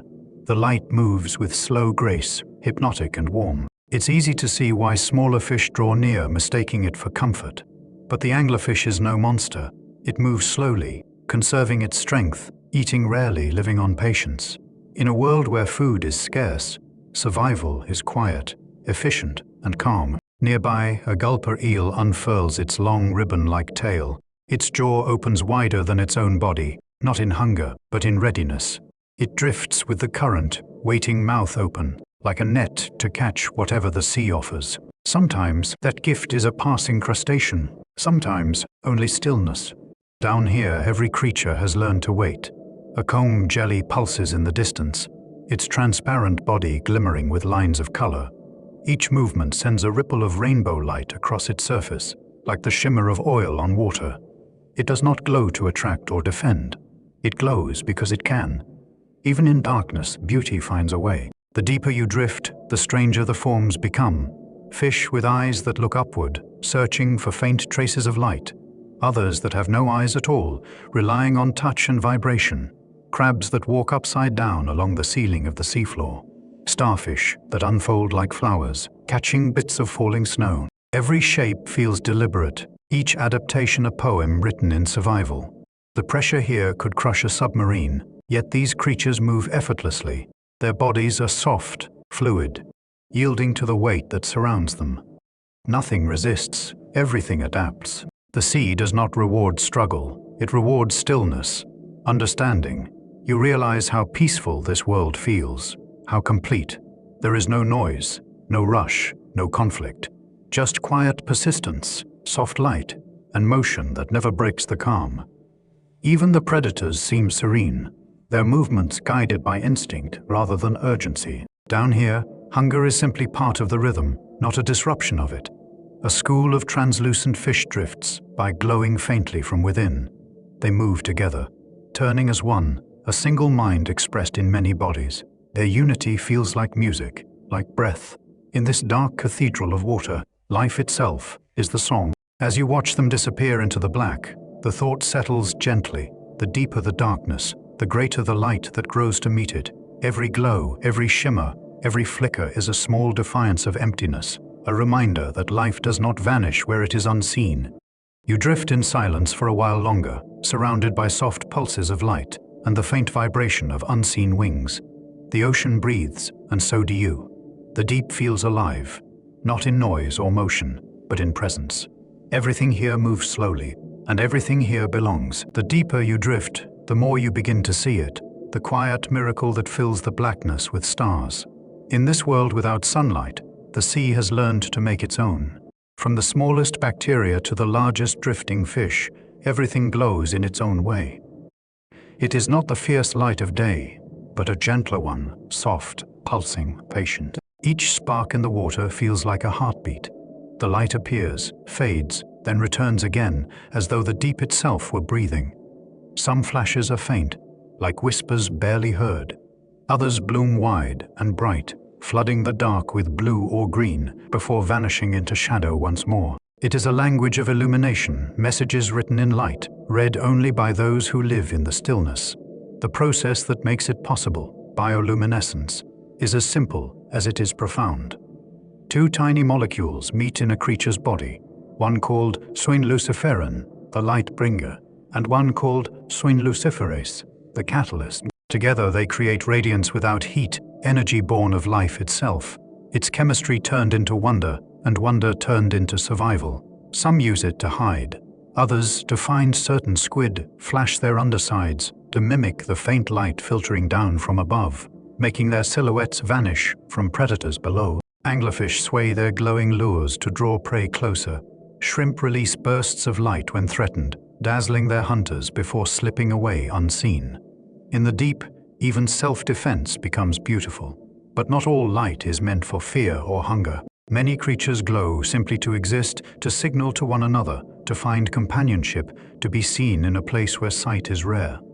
It looks like thought given form, an idea moving through water. The deep teaches that light does not have to be constant to matter. It can flicker, fade, and still mean everything. Each spark, each faint glow, is proof that life endures, even where warmth and sunlight cannot reach. The dark isn't the enemy of light. It's what gives it meaning. You find yourself surrounded now by a soft storm of shimmer. Thousands of tiny creatures drift past, each leaving trails of faint glow in their wake. For a moment, the water seems to come alive with motion, every direction filled with drifting galaxies. The deep becomes a mirror of the night sky, and you realize that above and below, the universe works in the same quiet way. Darkness giving birth to light, light returning gently to dark. The glow of the creatures pulses around you, steady as breath. It feels like a reminder that the absence of light does not mean absence of life, that beauty does not fade just because it hides. The deep doesn't chase light, it creates it. The current shifts, slightly stirring the glowing forms. They swirl around you in a slow spiral, a constellation forming and dissolving again. It feels as though you are drifting inside a living dream, carried through space and water at once. You close your eyes and let the light move across your skin, gentle and cool. For a heartbeat, you feel the ocean's pulse within your own. You are no longer a visitor to this world. You are part of it, glowing quietly within the dark, breathing with the sea. Above, the faintest echo of the surface still exists, but it feels distant now. Down here, the light no longer comes from the sky. It rises from the heart of the deep itself. Far beneath even the glowing creatures of the midnight zone lies a world unlike any other. Here, the darkness is complete. No sunlight, no color, no reflection, only endless shadow and pressure. Yet even in this deepest stillness, life thrives, not because of light, but without it. The seafloor stretches before you like a quiet, alien plain. The water feels warmer here, though the source is not the sun.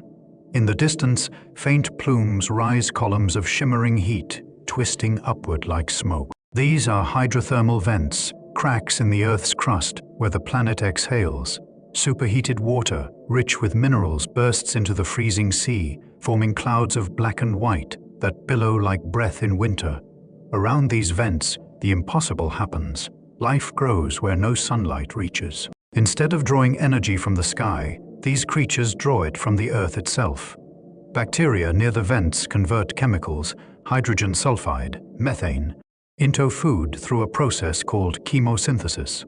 It's photosynthesis without the sun, creation in darkness. And from these invisible builders, entire ecosystems are born. You drift closer, and the shapes begin to appear. Giant tube worms, taller than a person, sway gently in the water. Their red plumes open and close, like flowers absorbing nutrients carried by the current. They have no mouths, no stomachs, only a partnership with the bacteria inside them. Together, they share life. The bacteria create food, and the worms give them shelter. Even here, in the deep silence, cooperation sustains survival. Crabs with pale, ghostly shells scuttle across the rocks, picking through mineral deposits for morsels. Strange white shrimp gather near the vents, their backs glowing faintly with bacterial light.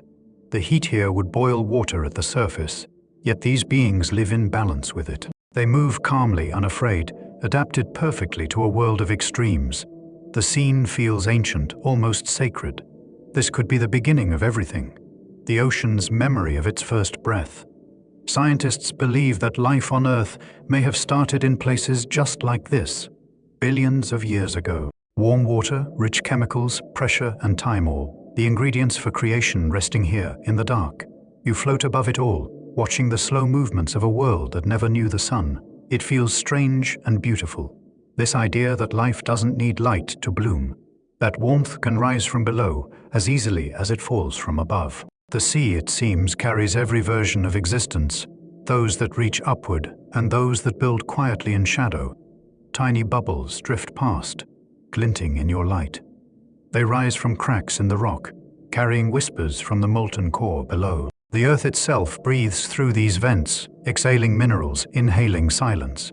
You realize how alive the planet truly is, not just on its surface, but deep within, where it dreams in heat and pressure. You watch a plume twist and vanish, its particles carried away by the current. The creatures remain unbothered, patient, content. They do not chase light or fear dark, they simply live, shaped perfectly for where they are. There's something deeply peaceful in that, an acceptance of place, of purpose, of stillness. As you drift upward again, leaving the vents behind, you glance once more at the glowing plain below. It looks like a field of stars turned upside down, light rising instead of falling. You carry that image with you, the proof that even in the coldest dark, life finds warmth. Even in silence, it finds voice. The current catches you once more, lifting you toward gentler waters. The darkness softens, the glow fades to blue, but the thought remains. The ocean doesn't depend on the sun to live. It carries its own fire within. The vent light fades behind you, replaced once more by calm darkness. The water grows cool again, the currents soft and steady. You are floating in the quietest part of the world, a place where movement has slowed to almost nothing. Here, the deep takes a long breath, and you breathe with it. The pressure is constant. Now heavy, even unchanging. It doesn't crush, it comforts. It presses from all sides like the weight of a warm blanket, holding everything gently in place. You realize that nothing here struggles against it. The creatures that call this depth home have learned the art of surrender. They don't resist the water, they become part of it. A Dumbo octopus drifts into view, its small fins flapping like wings. It moves with the same calm rhythm as your breathing. Rise, fall, glide. Its eyes are wide and thoughtful, curious but unafraid. It twirls once, a slow, weightless spin, and vanishes into the dark. It seems less like a creature than a thought given shape, gentle, fleeting, free. Nearby, a sea cucumber inches across the seafloor, its motion so gradual you almost miss it. It feeds quietly on the falling marine snow, recycling the past into new beginnings. Every movement here is part of the same endless circle creation: rest, renewal. The deep knows no hurry, no waste. Everything that drifts eventually finds its place. Above, a faint glimmer catches your eye. The slow fall of a jellyfish, its light fading as it descends. It has lived its life in the upper layers, glowing, drifting, dancing through the water. Now it falls gently, its last light soft as breath. The deep receives it without sound or sorrow. Here, even endings are peaceful. You begin to notice how the silence hums, not empty, but full. It's the sound of stability, the world's quiet machinery turning as it always has. The ocean doesn't sleep, but it rests. It exhales gently through its tides, its currents, its unseen rivers that move through darkness and light alike. You close your eyes for a moment and feel the rhythm around you. Every heartbeat in your chest feels slower now, steadier. The stillness of the deep is contagious. It teaches the body how to rest without effort. You realize that calm isn't something you find. It's something that finds you when you stop searching. All the stories of the sea, the coral, the plankton, the glowing creatures, the patience of the turtle, they all lead to this moment. Everything alive eventually drifts towards stillness, not as an end, but as balance. The ocean reminds you that peace isn't the absence of motion, it's motion in harmony. The seafloor stretches endlessly beneath you, faintly illuminated by the glow of small worms and glowing bacteria. Their light is soft, scattered, like embers in cooling ash. You drift above them, a silent witness to their quiet world. There's no sound here but your breath, no feeling but calm. If you listen closely, you can almost hear the deep speaking in a language older than words. Thamdi, be still. The message is simple, carried in the pressure, in the silence, in the slow dance of unseen life. The current begins to lift you gently, just enough to remind you that the journey continues. The light above feels impossibly far away, but there is no need to reach for it. The deep holds you in its patient hands, unhurried, eternal. You breathe again deeply, slowly, matching the rhythm of the sea. The darkness around you feels warm, welcoming. The ocean has quieted every noise, softened every thought. And in that stillness, you rest. In the quiet dark, a faint movement stirs among the rocks. Two bright eyes appear, reflecting what little light remains. Slowly, with deliberate grace, an octopus slides into view.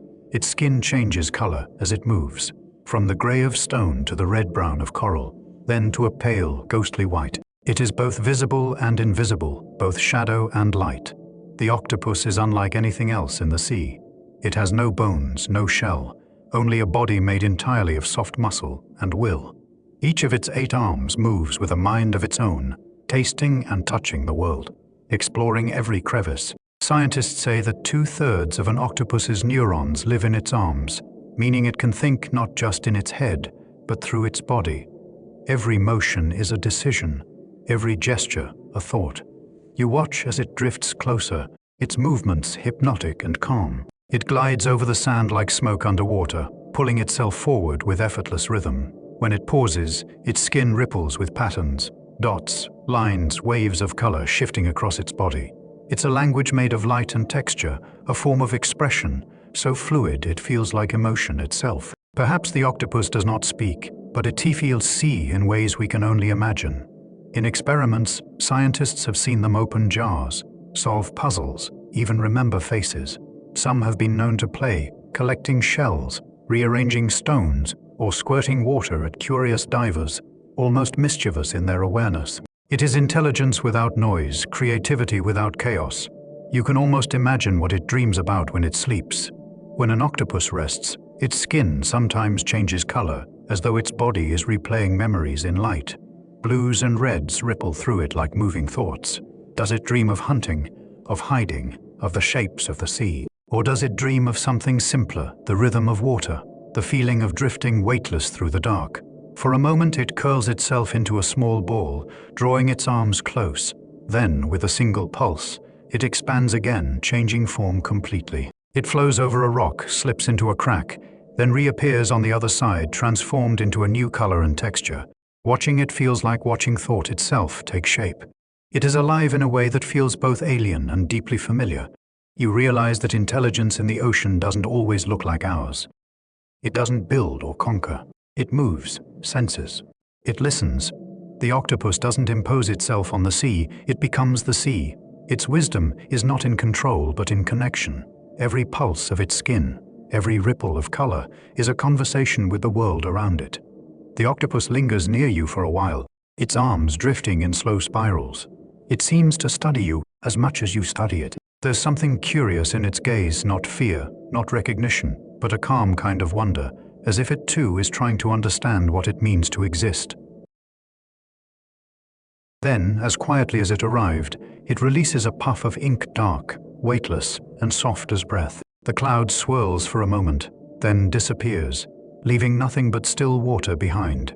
You feel a sense of peace watching it vanish. The ocean's mind, it seems, is not made of logic or noise. It's made of silence and observation, of gentle understanding. The octopus moves on, but the idea of it remains a dream made of thought and tide, still drifting somewhere below. Far above the seafloor in the vast blue corridors between continents, a sound begins to rise, a low, trembling note that seems to come from the ocean itself. It lingers, steady and mournful, before shifting into a new tone, deeper, rounder, fuller. Then another follows, and another, each one folding into the next like waves meeting in slow motion. It is a whale's song, the voice of one of the largest hearts on Earth. The sound travels for hundreds, even thousands of miles. In the deep, where light fades, sound becomes the ocean's map. Whales use it to find one another, to navigate mountains of water, to call out across the dark. A single song can carry from one side of an ocean basin to the other. And though it sounds melancholy to us, to them it is language, music, memory, and meaning all at once. You listen as the song continues, resonating through the water around you. It is more than sound. It is vibration, touch. You feel it in your chest, your bones, even your skin. It moves through you like breath, slow and deliberate. The deep itself hums in response, a harmony of distance and time. Each species sings differently. Humpback whales craft long, winding melodies, repeating patterns that evolve year by year, like evolving stories. Blue whales sing in lower tones, so low that human ears barely perceive them, but the body feels them, as though the earth itself was speaking. These songs are passed from one generation to the next, a living memory that flows through families of sound. Scientists have recorded whales sharing songs across oceans, their voices blending until whole populations sing the same melody. Sometimes a new phrase appears, a change in rhythm, a pause in the familiar refrain, and slowly, over months, the entire ocean learns it. No conductor, no command, just a shared language carried by currents and instinct. It is communication on a planetary scale, peaceful and patient. You imagine what it must feel like to live in such music, to speak not with words but with sound that touches everything, to sing and know that someone thousands of miles away will hear it and understand, to trust that distance cannot silence connection. Whales carry history in their bodies. They remember migration routes older than civilization, paths written into their bones. They navigate by the memory of the stars, the taste of the water, the magnetic pull of the planet. Some live for over a century, carrying with them the voices of oceans, long changed. When they sing, they do not only call to one another, they call to time itself. You drift closer to the sound. The melody deepens, surrounding you completely. Each note feels like an echo of something you've always known but forgotten, a lullaby sung long before you were born. There's comfort in it, a kind of recognition. The whales do not rush their songs. They stretch each tone as if time were endless, as if every moment deserves to be heard. Above, the surface is far beyond sight. Below, the deep fades into quiet. Between them, these voices fill the emptiness with warmth. It is as though the ocean itself is remembering something tender, something worth keeping alive. The song continues, fading and rising, as the whales move slowly across the dark horizon. They leave no trail, no sign of their passing, only the echo of their music that drifts through the water long after they're gone.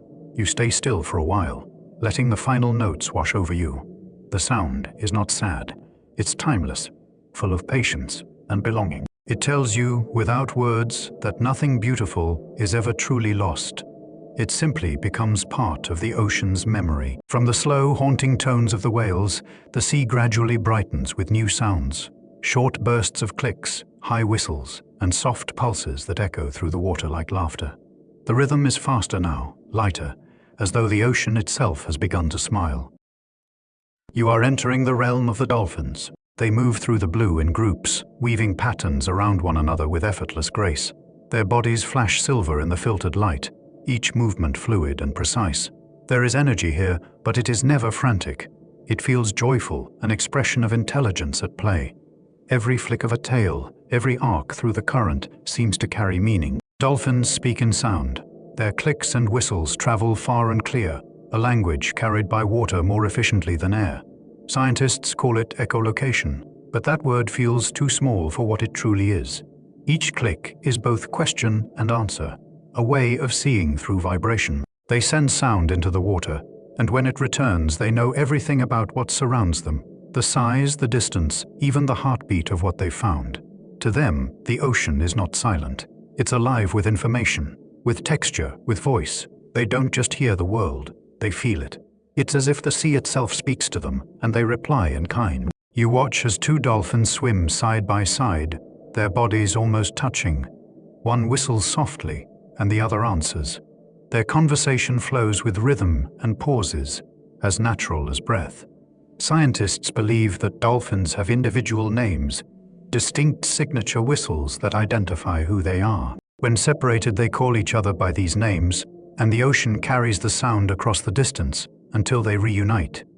It's a kind of connection that feels both simple and profound. To call someone by sound, to exist as vibration, to be known by your voice alone. You think of how different that is from the noise of human speech. How pure, how clear. No words, no confusion, only tone, rhythm, and trust. A small group approaches, curious. One circles you slowly, tilting its head to look closer. You feel seen, not just looked at, as if it can sense the calm in your heartbeat. Another rises through the water, exhaling a soft stream of bubbles that drift upward like tiny pearls. They move around you in patterns, clicking gently, perhaps speaking to one another about this quiet visitor in their blue world. Their intelligence feels playful, almost mischievous, but never careless. They invent games with seaweed, carry shells on their noses, and leap above the surface in arcs of silver and light. Even in darkness, they seem to carry joy with them, a living reminder that awareness can also be delight. You wonder if they ever tire of speaking, if their world ever feels too full of sound. But then one whistles again, a rising melodic tone that feels like laughter, and you realize their language is not noise, it's music. It flows as naturally as the current, shaped by motion and mood. After a while, the group turns, moving off together as one. You can still hear their clicks fading into the distance, echoing through the deep like scattered stars. Their presence leaves the water lighter somehow, filled with movement even after they're gone. In their wake, silence returns. Not empty, but smiling. You can still feel their rhythm lingering in the water, playful and kind. The dolphins' voices have become part of the ocean's mind now, bright, curious thoughts that shimmer and fade in perfect harmony. The water around you grows still again, and the sounds of the dolphins fade into memory. What remains is a deep, steady hum, a feeling more than a sound, as if the ocean itself were thinking. Down here, intelligence is not limited to one form. It moves through many bodies at once, carried by connection rather than by control. You drift above a coral plain where light filters softly through the water. The reef stretches in every direction, alive with subtle motion. Every polyp, every creature, every grain of sand seems aware of its place in the whole. It's easy to imagine that the reef itself has a mind, a slow, collective awareness that feels no rush, no division, only balance.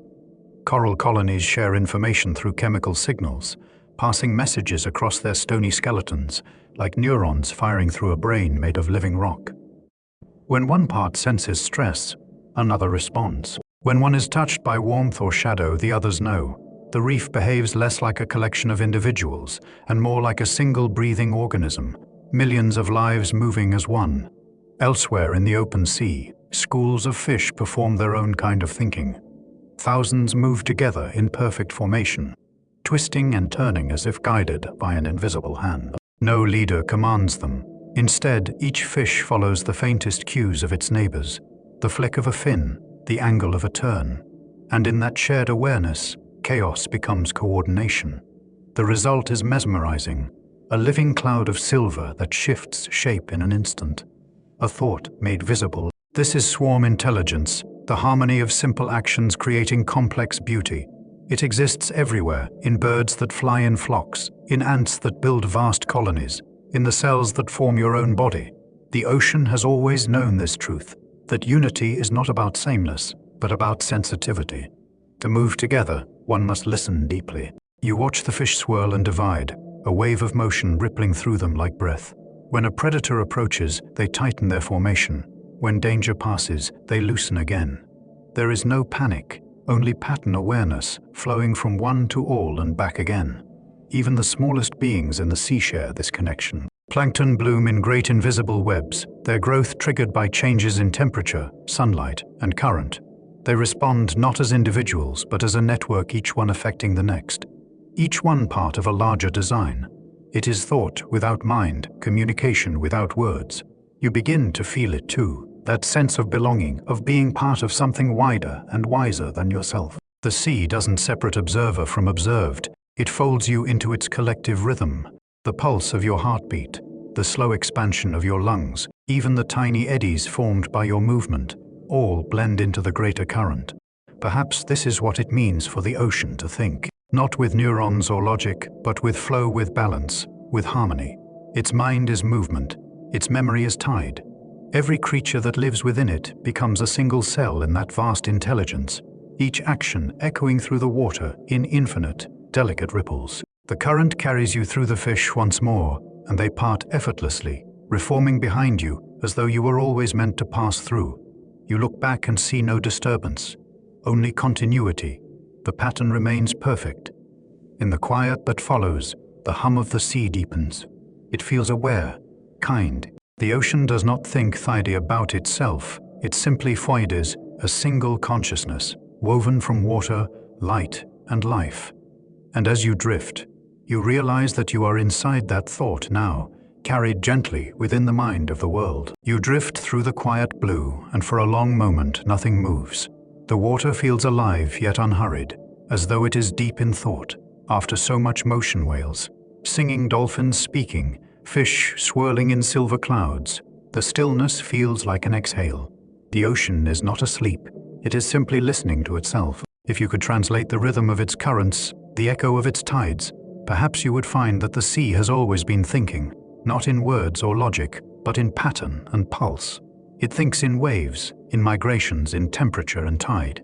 Each swell of water is a thought forming, rising and dissolving again. Each current is a line of connection linking one place to another. The ocean's intelligence is written not on paper, but on the movement of the planet itself. You imagine it now, not as something separate from the earth, but as its consciousness, its dreaming mind. When storms form, perhaps they are its moments of clarity. When the waves calm, perhaps it is resting between ideas. Every drop, every motion, contributes to a single awareness that spans the globe. The scientists speak of feedback loops and systems, of cycles of salt and carbon and heat. But you hear it differently, as conversation. The ocean speaks to the sky in evaporation and rain. It whispers to the land in rivers and floods. It carries messages through its currents, stories of temperature, nutrients, and time. It breathes for the world quietly, continuously. Even memory seems to live here. The ocean remembers what it has touched, the mountains it once covered, the forests it once fed. Every grain of salt carries a history of erosion, of rivers long vanished, of stones worn smooth by patience. Its surface reflects the present, but its depths hold the past, vast and undisturbed. You float within it, feeling thought pass around you like wind through trees. Somewhere far away, a whale's call drifts through the dark, a reminder that you are not alone in this consciousness. The sound ripples outward and fades, absorbed into the hum of everything else. That, too, is part of the ocean's mind, countless individual voices merging into a single, endless harmony. The more you listen, the clearer it becomes that this thinking isn't about answers. The ocean does not seek to solve or to know, it simply understands. Its awareness comes from participation, not analysis. It lives in constant conversation with gravity, moonlight, and motion. Perhaps that's what wisdom really is. Not knowledge, but belonging. As you drift, the light shifts around you. A faint shimmer appears from above, the surface catching and bending a distant glint of starlight. The rays filter down through miles of water, soft and silver. For a moment, it feels like you are watching thought become light, the sea reflecting on itself, then letting go again. You breathe slowly, the water pressing softly around you. The deep feels warm, sentient, and kind. You sense the vastness of this living mind, its patience, its calm, its quiet certainty that everything moves exactly as it should. In its presence, your own thoughts grow gentler, less defined, until they too dissolve into rhythm and breath. The ocean doesn't think thuti about life. It fisen, life flowing, changing, never ceasing. Its dreams are the tides, its heartbeat the waves. You are part of that dream now, a thought within a thought, floating endlessly through the blue. The surface waits far above, but there is no need to rise just yet. The sea continues to think, softly and without hurry, and you continue to listen, held in the vast, breathing mind of the world. The ocean around you feels timeless, older than thought, older than light. It moves with the patience of something that remembers everything. You are not just drifting through water, you are drifting through history itself. Every molecule around you has been part of this planet since the beginning, shaped by heat, by gravity, by the quiet persistence of time. Billions of years ago, long before coral or fish or whales, the world was only sea and stone. There was no green on the land, no sound but the endless boiling of the tide. Lightning struck the surface, and in those flashes, the impossible began to take form. From the simplest elements, carbon, hydrogen, oxygen, nitrogen, life began to stir.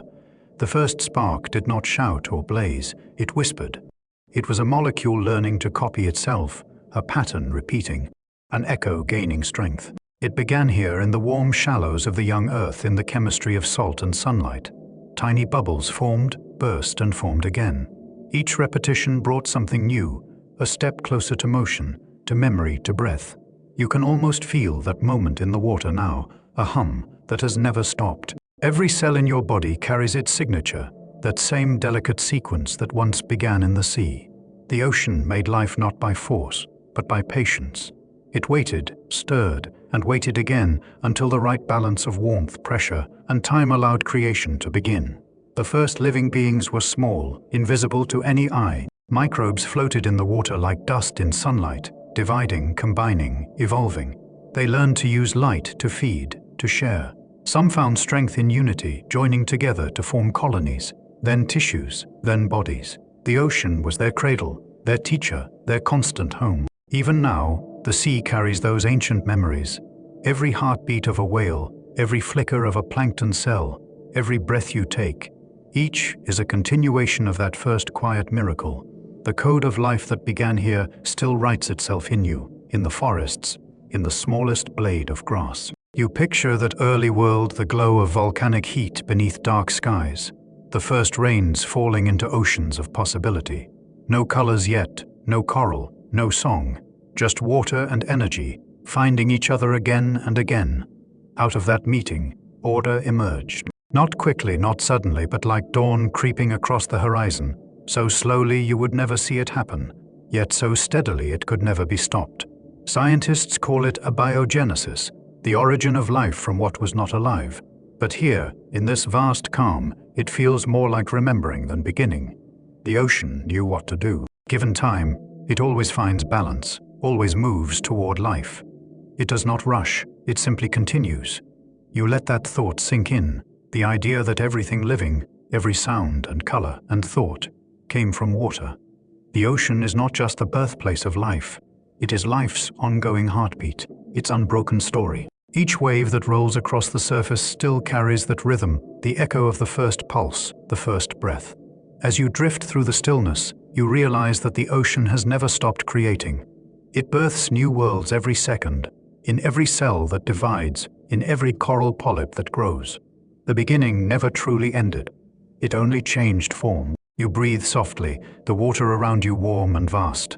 The ocean hums, ancient and alive, and somewhere deep within that hum, you can almost hear the faintest whisper from billions of years ago.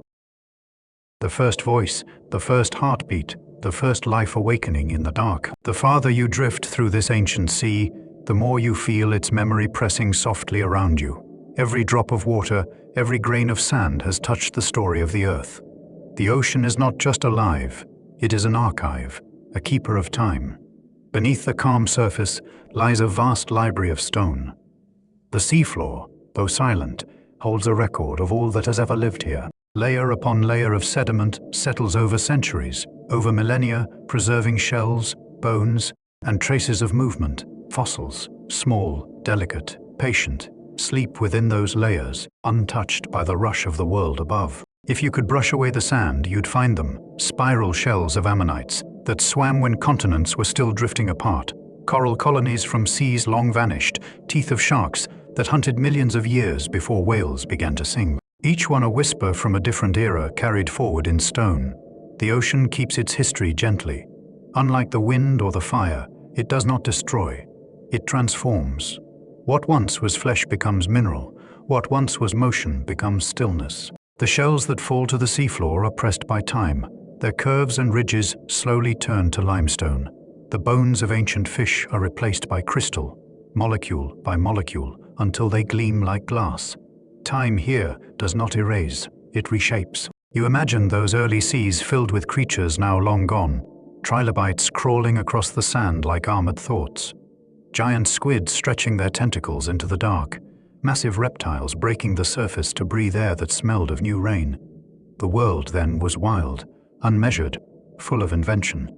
The ocean remembers it all. Scientists read these layers the way others read books. Each fossil, each band of rock, is a page written in the language of patience.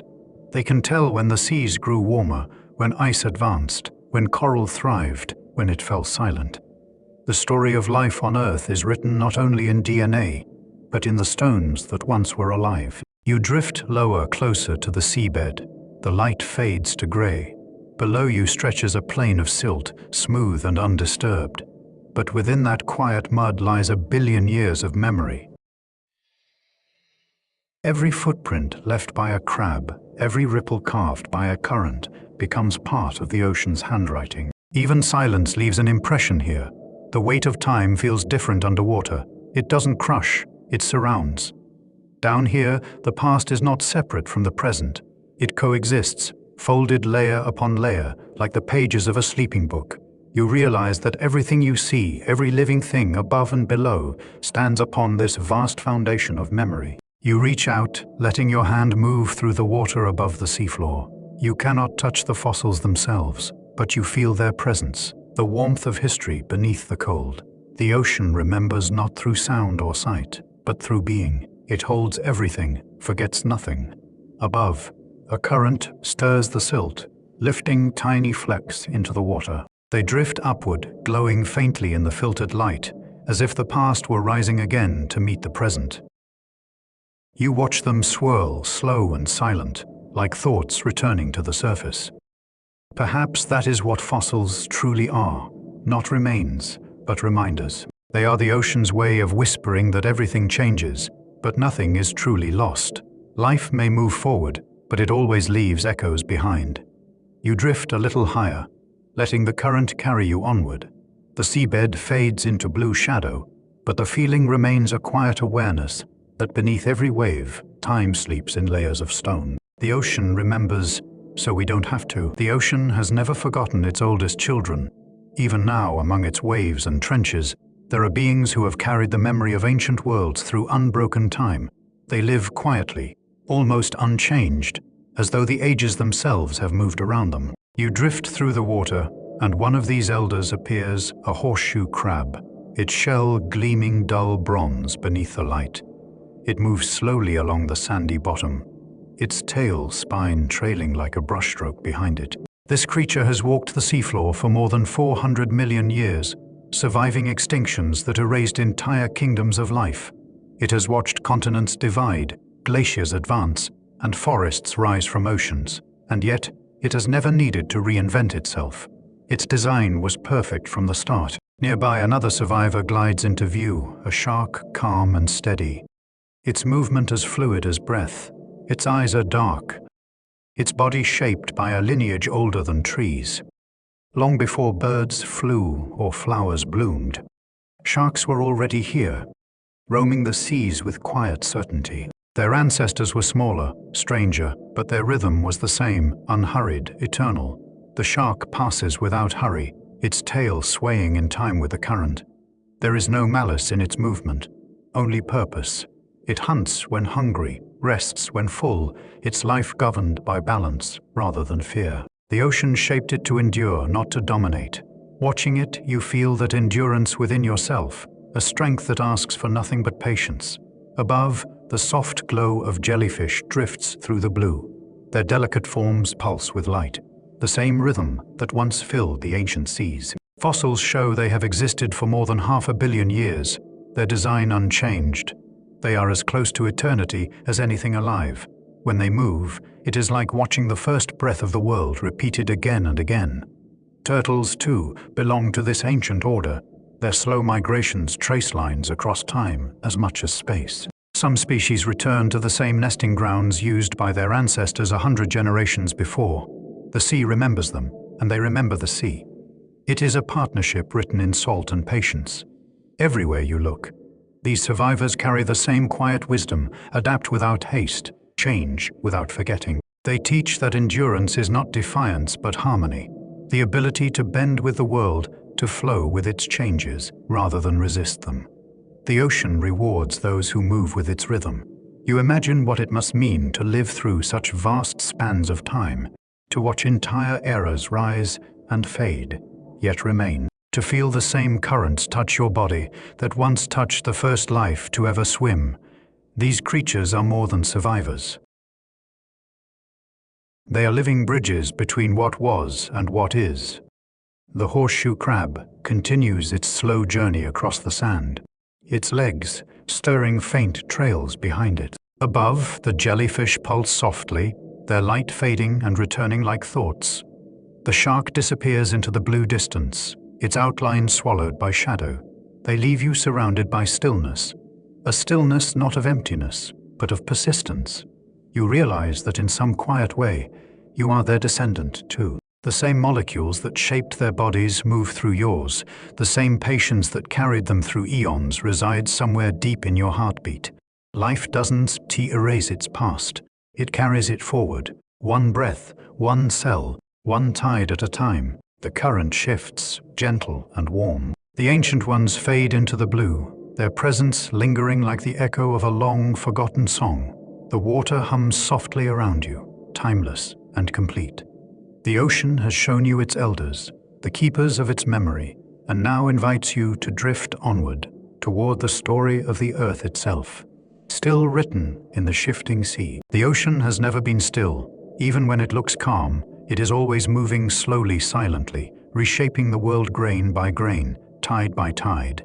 Beneath the surface, continents drift, mountains rise, valleys open. The sea follows them, filling the spaces that appear, retreating from those that close. Every shore you have ever seen was once somewhere else.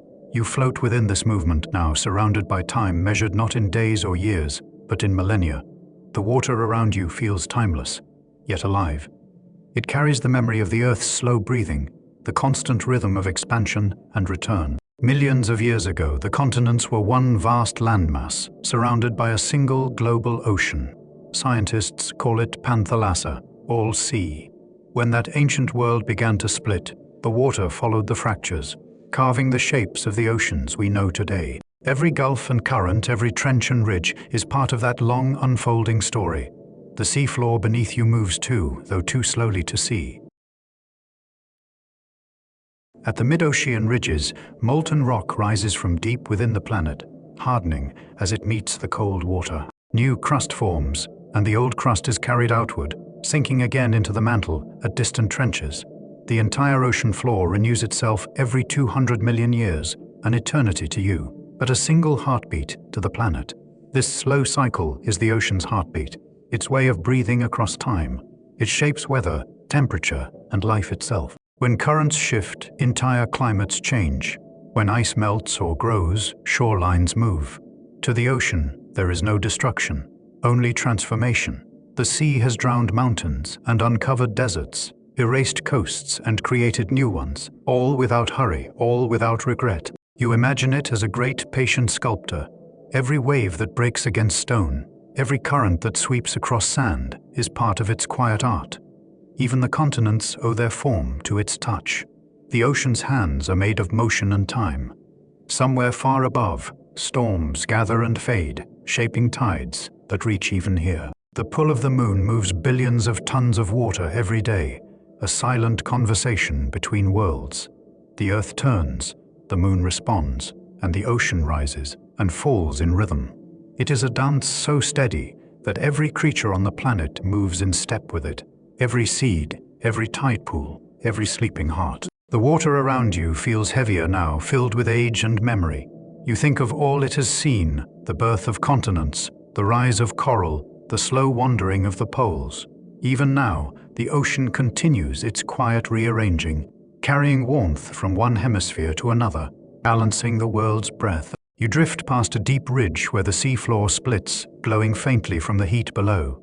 This is creation in its oldest form, the earth renewing itself beneath the pressure of time. The bubbles that rise from the cracks carry ancient gases, the same breath that filled the first seas. There's a kind of comfort in this endless motion. The ocean doesn't fear change, it becomes change. It reminds you that nothing living is fixed, that stillness is only another form of movement. Above, a faint light shivers down through the water, a reminder of the sun, distant but faithful. The sea catches it, bends it, and carries it through its endless blue, spreading warmth across the world. The same light that began life still guides it, carried forward by tides that never rest. You breathe softly, feeling the slow turning of the earth beneath you. The ocean shifts, patient and eternal, and in its movement you find calm. The world changes and always will, but the rhythm of the sea remains, steady as breath, endless as time. The current slows around you and the water grows warm again, thick with silence. You feel as though you are floating inside a memory, not your own, but the ocean's everything that has ever happened still lingers here somewhere beneath the surface. The sea does not forget. It carries the weight of all it has seen, yet somehow remains gentle. If the earth has a memory, it lives in the water. The rain that falls today once touched mountains that no longer exist. The waves that crash on faraway shores may have washed the feet of creatures, long vanished. Every droplet has traveled the world countless times, moving through clouds, rivers, veins, and tears. The sea is not only the beginning of life, it is its constant return. You drift through the deep blue and the layers of history unfold around you. The fossils that sleep in the seafloor, the currents that circle the globe, the light that bends through water. It all connects, every moment feeding the next. The sea remembers in motion. It doesn't archive the past in stillness, but carries it forward, reshaping it endlessly. When you listen closely, you can almost hear it, the hum of memory. Not a sound exactly, but a vibration that travels through the body. It's the rhythm of tides colliding with time, the same pulse that moved through the first heartbeat, the first wave, the first spark of life. The ocean has been repeating this rhythm for billions of years, a mantra without words. The sea remembers joy. It remembers the laughter of dolphins, the songs of whales, the shimmer of plankton in the moonlight.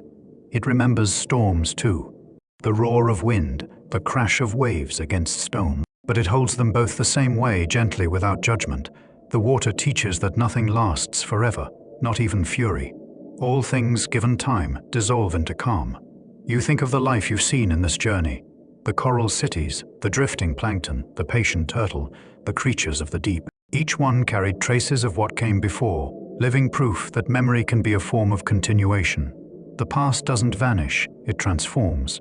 The sea shows this with every tide that erases and rebuilds the shore.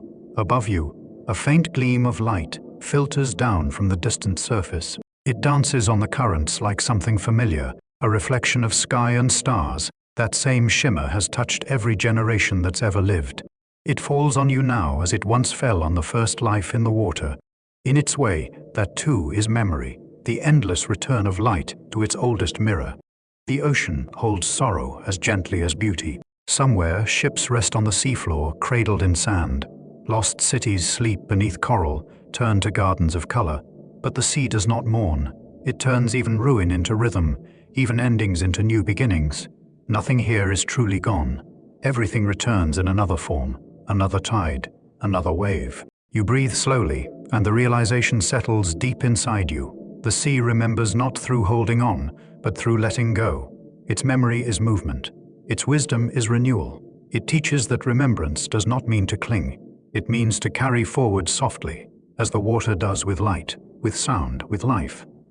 The current begins to lift you gently. The darkness lightens to a deep sapphire glow. You feel the ocean beneath you like a pulse, steady and eternal. You are part of its memory now, part of the story it will carry, quietly, forever. You let yourself drift upward, surrounded by warmth, reflection, and peace. The sea remembers, and in that remembrance, you find rest. As you drift farther into the deep, a faint glow begins to appear below. At first it looks like fog, a pale shimmer in the endless blue. But as you descend, the shape becomes clear, a mountain rising from the darkness, its slopes covered in shadows and life. The surface may seem flat from above, but here beneath the waves, the world is carved into peaks and valleys more vast than anything on land. The ocean hides its mountains well. Entire ranges stretch for thousands of miles, unseen by the sunlight, forming the longest continuous chain on Earth, the mid-ocean ridge. It winds through the planet like a scar of creation, marking where the Earth slowly renews itself. Molten rock pushes upward from the deep mantle, cooling as it meets the cold sea, building mountains stone by stone, age by age. You hover near one of these undersea peaks. Its ridges rise like folded hands, coated in layers of mineral and life. Sponges cling to its walls, filtering water that has traveled across the world. Crabs scuttle across rock, older than any city.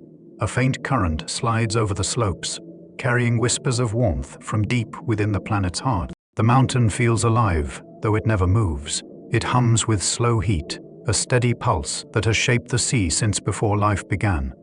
Every rock here is the memory of motion, a record of when the Earth cracked open and poured itself into the ocean's cold arms. Even now, new land is being born beneath you, quietly, endlessly. You imagine this landscape as it truly is, vast cliffs and ridges stretching farther than the eye can see. Some rise higher than the Himalayas, yet no one will ever stand on their peaks. Others plunge into trenches, so deep that sunlight will never touch their edges. The ocean floor is a world within a world, a place where gravity, silence, and time weave together like threads of an old tapestry. Small fish flash in and out of crevices, their scales glinting faintly in the dim light. Strange tube worms bloom from cracks in the rock, their white stalks swaying gently in the current. Everywhere, life finds foothold, even in the hardest stone, even in the heat of creation. The deep is never empty. It simply moves at a pace slower than the mind can measure. You think of mountains on land, how they stand against the sky, proud and immovable. But here, in the dark, the mountains rest. They do not reach upward. They exist in balance, shaped not by wind, but by pressure, not by time, but by patience. These peaks are older than words, older than air, their forms sculpted by the steady pulse of the planet's own breath. The current deepens, brushing gently against your shoulders as it travels up the slope. It carries traces of minerals, warmth, and sound, a quiet message from the Earth's interior. You listen, though it has no language, and you hear it anyway, the slow, unwavering heartbeat of creation. Above, the light fades to a soft haze, turning the rock faces blue-gray. You feel small but not insignificant. The mountain accepts you as part of its silence. For a moment you can almost sense the entire planet turning, the continents drifting, the seas reshaping, the mountains rising and falling beneath the waves. The ocean has shown you many forms of life, but now it shows you the bones of the Earth itself. Strong, patient, eternal. Beneath every current and creature, beneath every story and sound, the mountains wait steady, breathing, timeless. You drift along the ridge, feeling the slow heat of the world beneath you, and for a moment you understand. Even the planet sleeps, and this is its dream. Following the mountain slope, you begin to notice thin streams of shimmering water rising from cracks in the rock. At first they look like smoke, curling upward in delicate threads. But the deeper you go, the brighter they become, pillars of silver and gold light, twisting in slow motion through the dark. These are hydrothermal vents, the deep ocean's hidden gardens, where heat meets life in quiet equilibrium. Here, Water seeps into the crust, drawn by invisible cracks that lead miles beneath the surface. There it meets molten rock, becomes hot enough to melt metal, then rises again, carrying with it minerals that sparkle like dust in the current. When that heat reaches the cold water above, it condenses into clouds of shimmering particles, black, white, and sometimes blue, depending on what elements they carry. The vents hiss softly, a constant exhale of the living earth.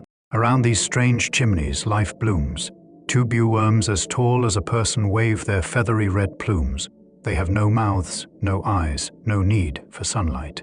Instead, bacteria living inside them transform chemicals from the vent, hydrogen sulfide, methane, into food. Together they thrive, partners in survival. It is photosynthesis turned inward, creation without light. Nearby, white crabs scuttle over the hot stone, their shells almost glowing against the black rock. Shrimp gather in dense swarms, feeding on films of bacteria that coat the surfaces around the vents. Tiny snails with metallic shells cling to the rocks, glinting faintly under the vent's golden haze. Even in this darkness, life has found not just existence, but abundance. You hover among them, watching how the vent plumes rise and swirl, never still, never chaotic.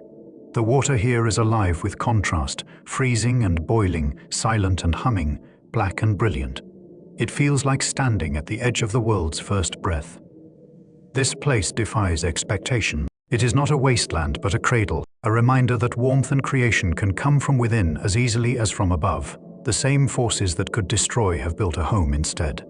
The sea does not divide destruction and birth. It treats them as one continuous motion. Scientists once believed that nothing could live here, that sunlight was the only source of energy for life. Yet these gardens proved otherwise.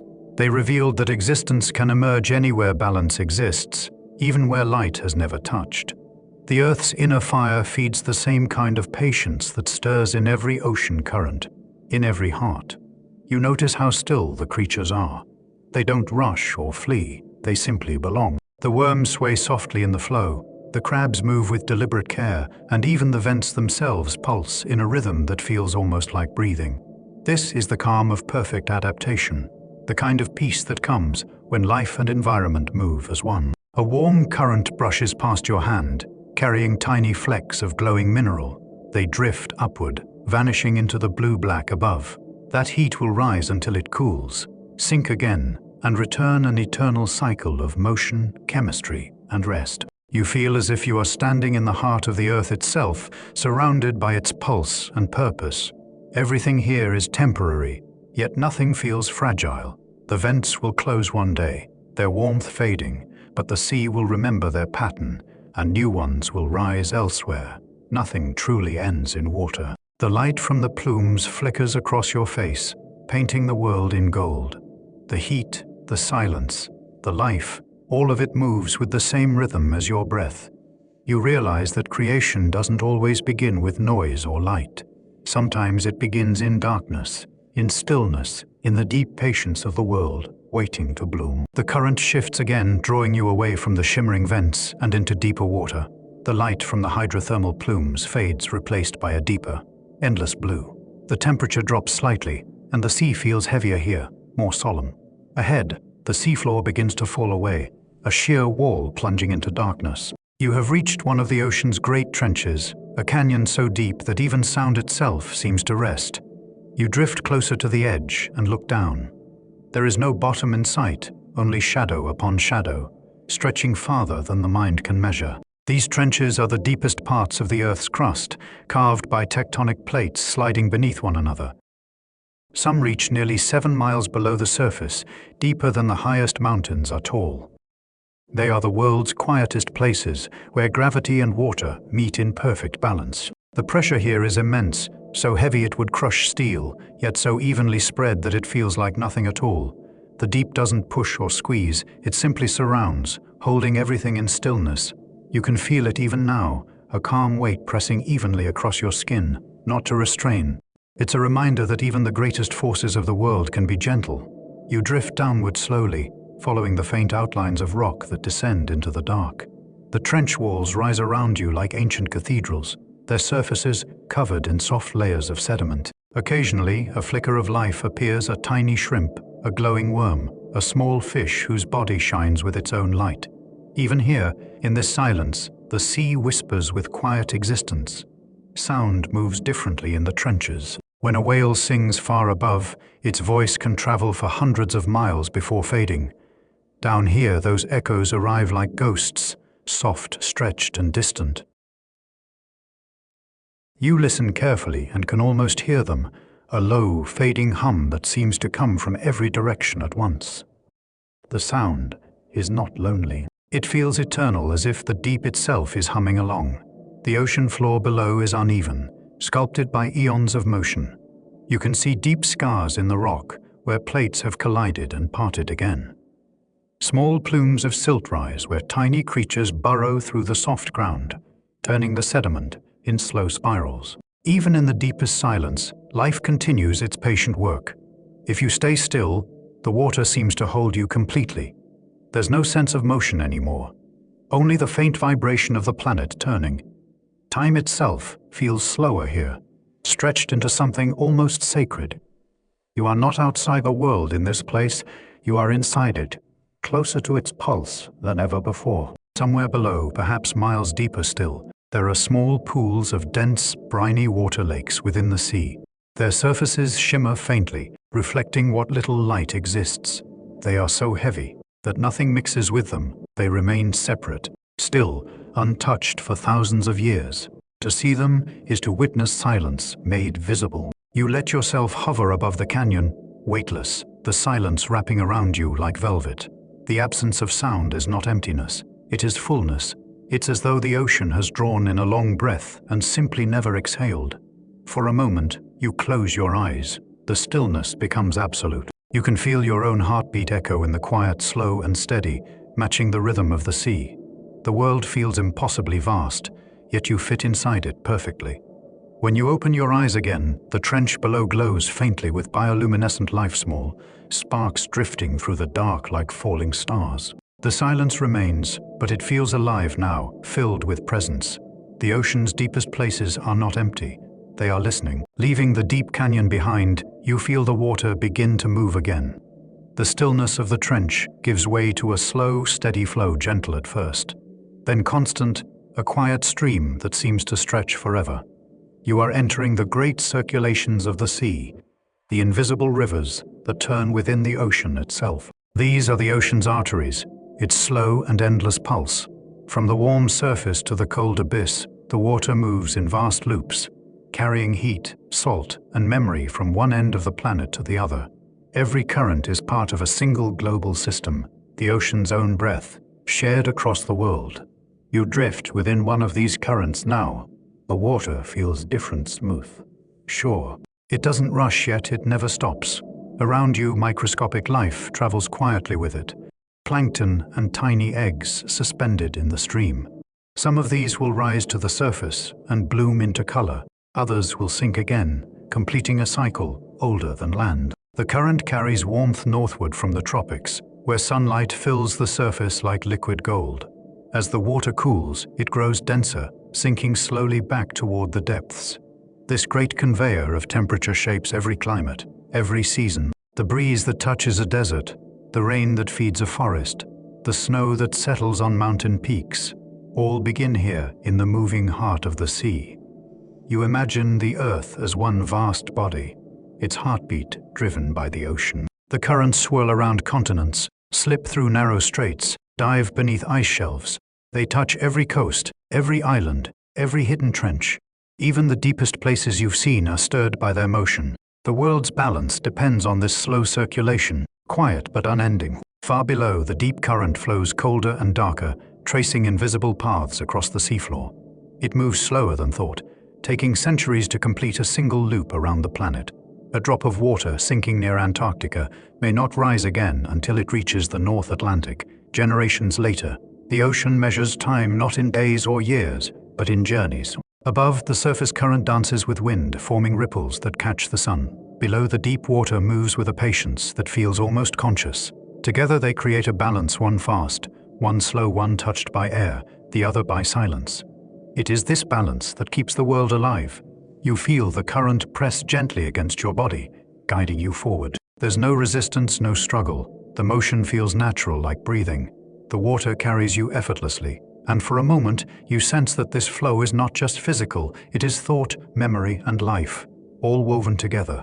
Perhaps the ocean's wisdom lies in this: everything moves, and nothing moves alone. The current that now brushes your skin may one day become rain falling on a distant forest, or mist rising above mountains, or the water in another living being's breath.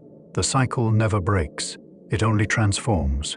As you travel with the flow, you notice small eddies swirling around you, like fleeting thoughts forming and dissolving. The current hums softly, the soundless sound of motion too vast to comprehend. You close your eyes and let it carry you, trusting it to know the way. The water warms slightly, a reminder of the sunlight far above. You realize that even here, deep below the waves, you are connected to the surface, to the wind, the clouds, and the world beyond.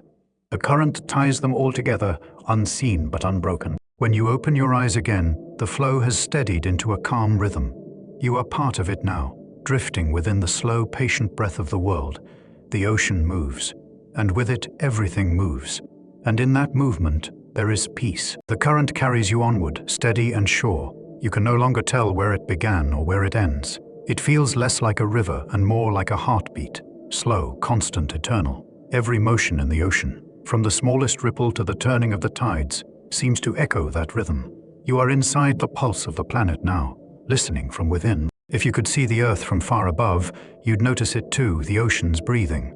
The tides rise and fall in rhythm with the moon's pull, the great gyres spin in vast circles, and deep beneath it all, dense currents slide across the seafloor, like veins beneath skin. The world's waters are always in motion, always communicating, carrying warmth, energy, and memory between continents. The ocean's pulse is what keeps the planet alive. You feel it now, not just as motion around you, but as motion within. Your heartbeat has slowed to match it.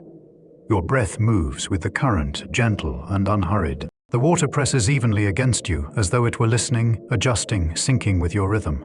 You are no longer separate from the ocean. You are a single note within its endless song. Every pulse is a story.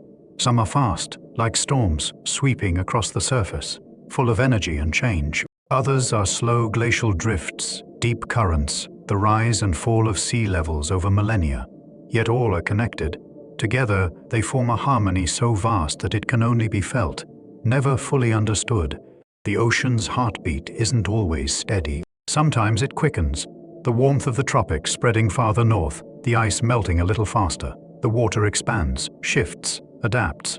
The planet changes its rhythm, reminding us that balance is alive, not static.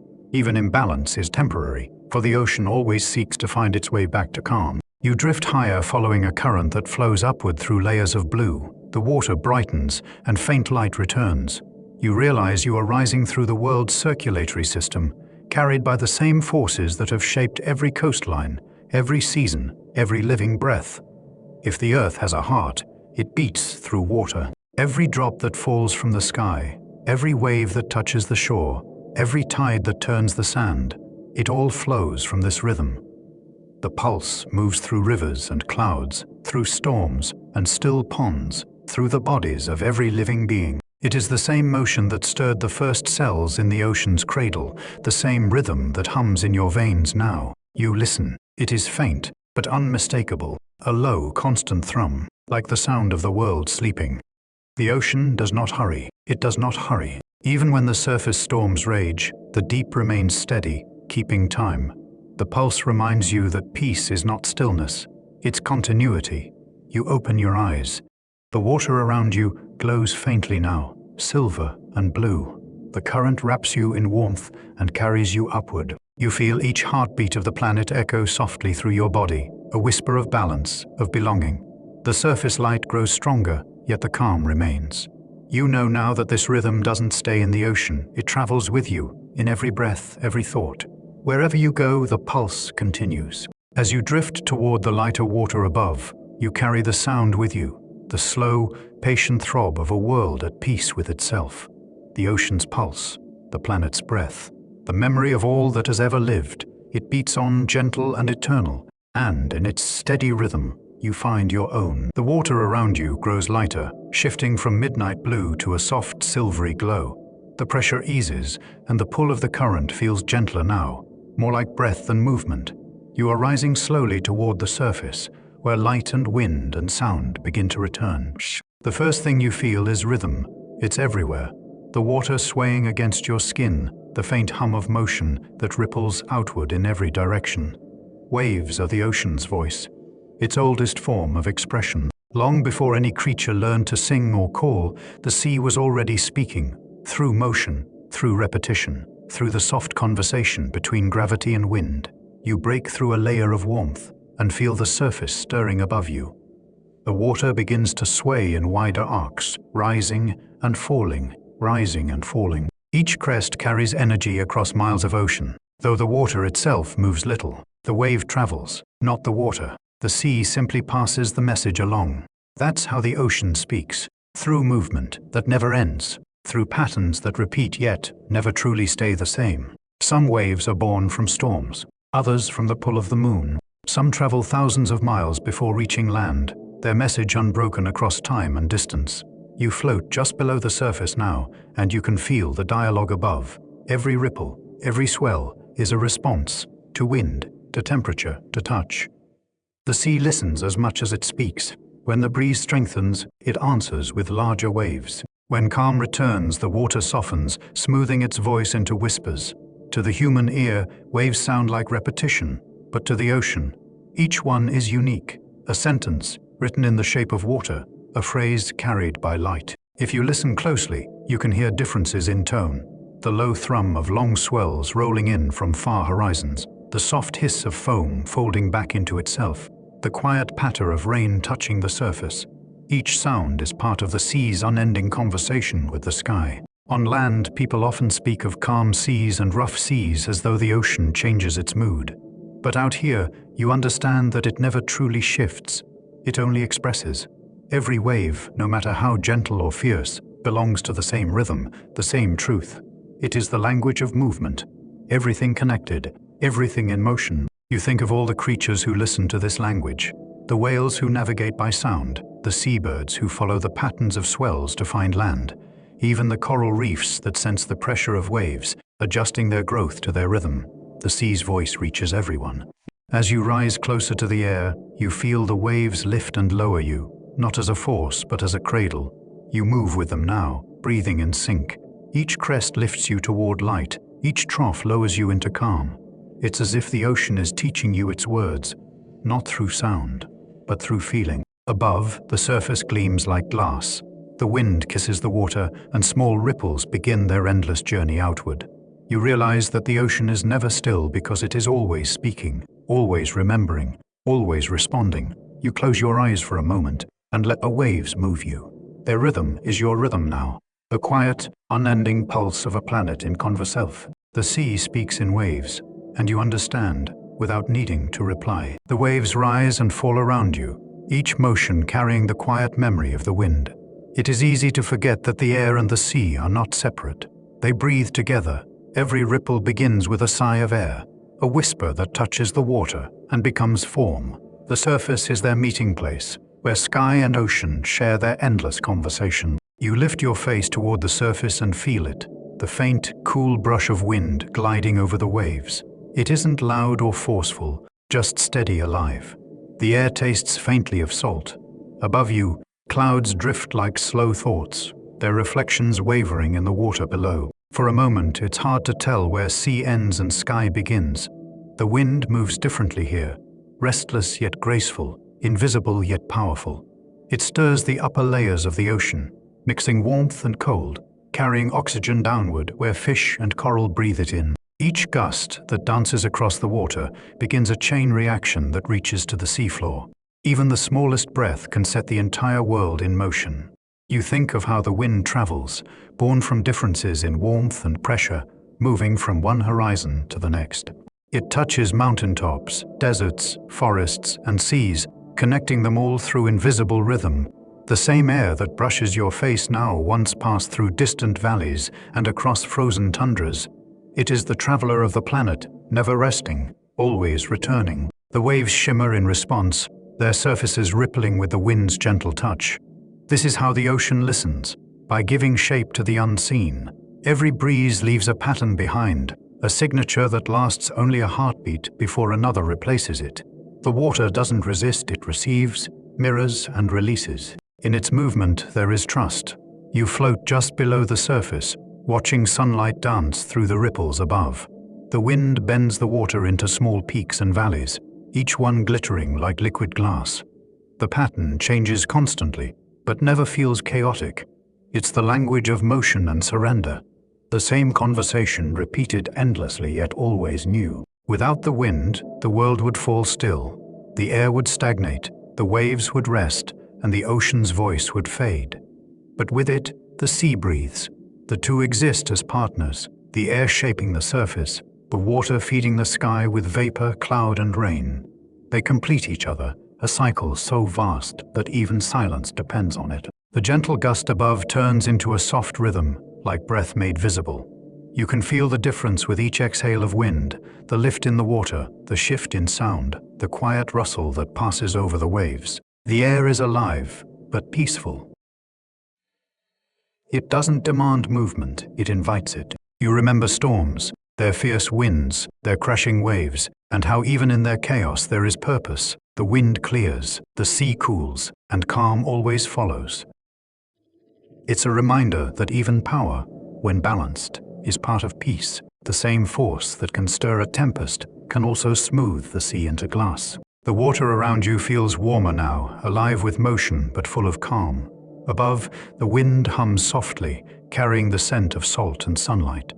It brushes across the waves and disappears into the distance, only to return again. You close your eyes, floating still, breathing with the rhythm of the sea and sky. The air moves through your hair, the water rocks you gently. For a moment, you are part of their shared breath, the quiet, eternal exchange between wind and wave, between the earth and everything that rests upon it. And as you listen, you realize the truth. The ocean breathes because the sky does. As you float upon the quiet surface, you notice the water moving, not with waves this time, but with something slower, deeper, more ancient. The sea is rising and falling, drawn by a pull you cannot see but can always feel. This is the tide, the ocean breathing in rhythm with the moon. Far above, the moon drifts across the dark sky, silent and unhurried. Its light touches the water in a long, trembling reflection, as if the two are speaking across distance. And in a way, they are. Every tide, every gentle rise and fall is the echo of that conversation, the Earth's answer to the moon's gravity. The moon's pull reaches through space, lifting the sea slightly toward it. On the far side of the planet, the ocean rises too, drawn outward by the inertia of motion. Between these two hums of gravity, the tides are born, two soft waves circling the Earth every day, endless and patient. They move through every ocean, every bay, every hidden shore. You watch the water swell around you, the surface gliding upward as if inhaling. The movement is so smooth you can barely sense it, an exhale that takes hours, a breath that touches continents. Tides have no hurry. They live in slow motion, guided by the same rhythm that turns the stars. The creatures of the sea live by this pulse. Along the shore, crabs and mussels rise and rest with the tides, knowing exactly when to feed and when to hide. In coral reefs, fish move in synchrony with the moon's light. Even far below, in the deep, the pressure of tides is felt, tiny changes that signal time to creatures who will never see the sky. Human life, too, has followed this rhythm since its beginning. Long before clocks or calendars, people measured time by the tides. They learned to fish by their cycles, to sail by their pattern, to prey by their pull. Even now, the moon still tugs faintly at the blood in our veins, at the water in our cells. The same gravity that moves oceans moves us. You look up again. The moon is higher now, its face pale and calm. The clouds drift slowly past it, and their shadows ripple across the sea. The water around you shines silver, glowing softly as if lit from within. You can feel the pull, not as force, but as invitation. The sea lifts you gently, lowers you again, cradling you in its timeless motion. The moon has watched this for billions of years, the ceaseless dance of earth and water, the constant exchange of energy and grace. It has seen continents form and fade, life emerge and evolve, tides rise and retreat over endless nights. Yet its pull has never changed. It asks for nothing but movement. There's a peace in knowing that this rhythm will continue long after you and every wave have passed. The moon will keep pulling, the ocean will keep breathing, and the world will keep turning. Their partnership is eternal, an unbroken promise between sky and sea. You close your eyes for a moment and let the tide carry you. The water rises slowly beneath you, lifts you higher, then releases you again. You are moving with the same rhythm that moves the planet, that shapes every coastline, every heartbeat. The moon looks down, bright and steady, and for an instant you understand.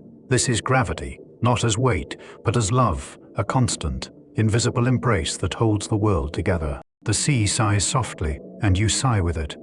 The tide continues its endless breath, and in its rhythm you find rest. The moon lingers high above, and the sea answers it in silver.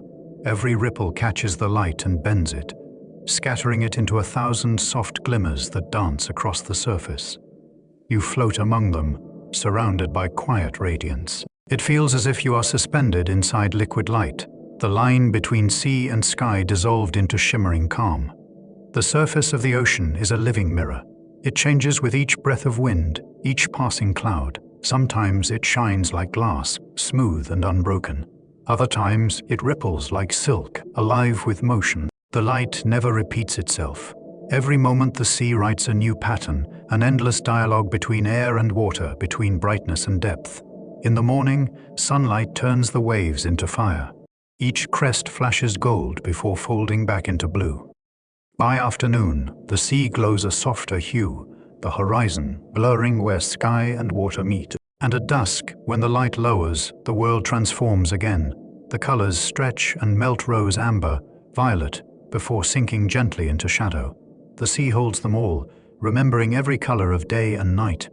You tilt your head and watch how light moves through the water. It doesn't stay on the surface, it dives. Beams of brightness fall in long columns, breaking into pieces as they descend. The deeper they go, the cooler their tone becomes, first green, then blue, then finally fading into darkness. Scientists call this the photic zone, but down here, it feels like the soul of light itself.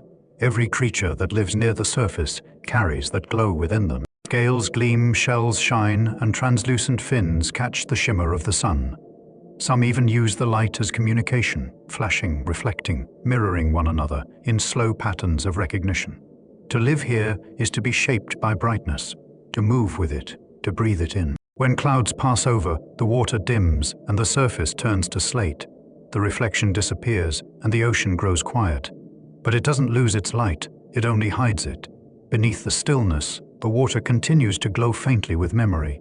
Even in darkness, the sea holds the sun's last trace, waiting patiently for its return. You remember the deep where light was rare and precious. How bioluminescent creatures made their own glow, how they turned darkness into art.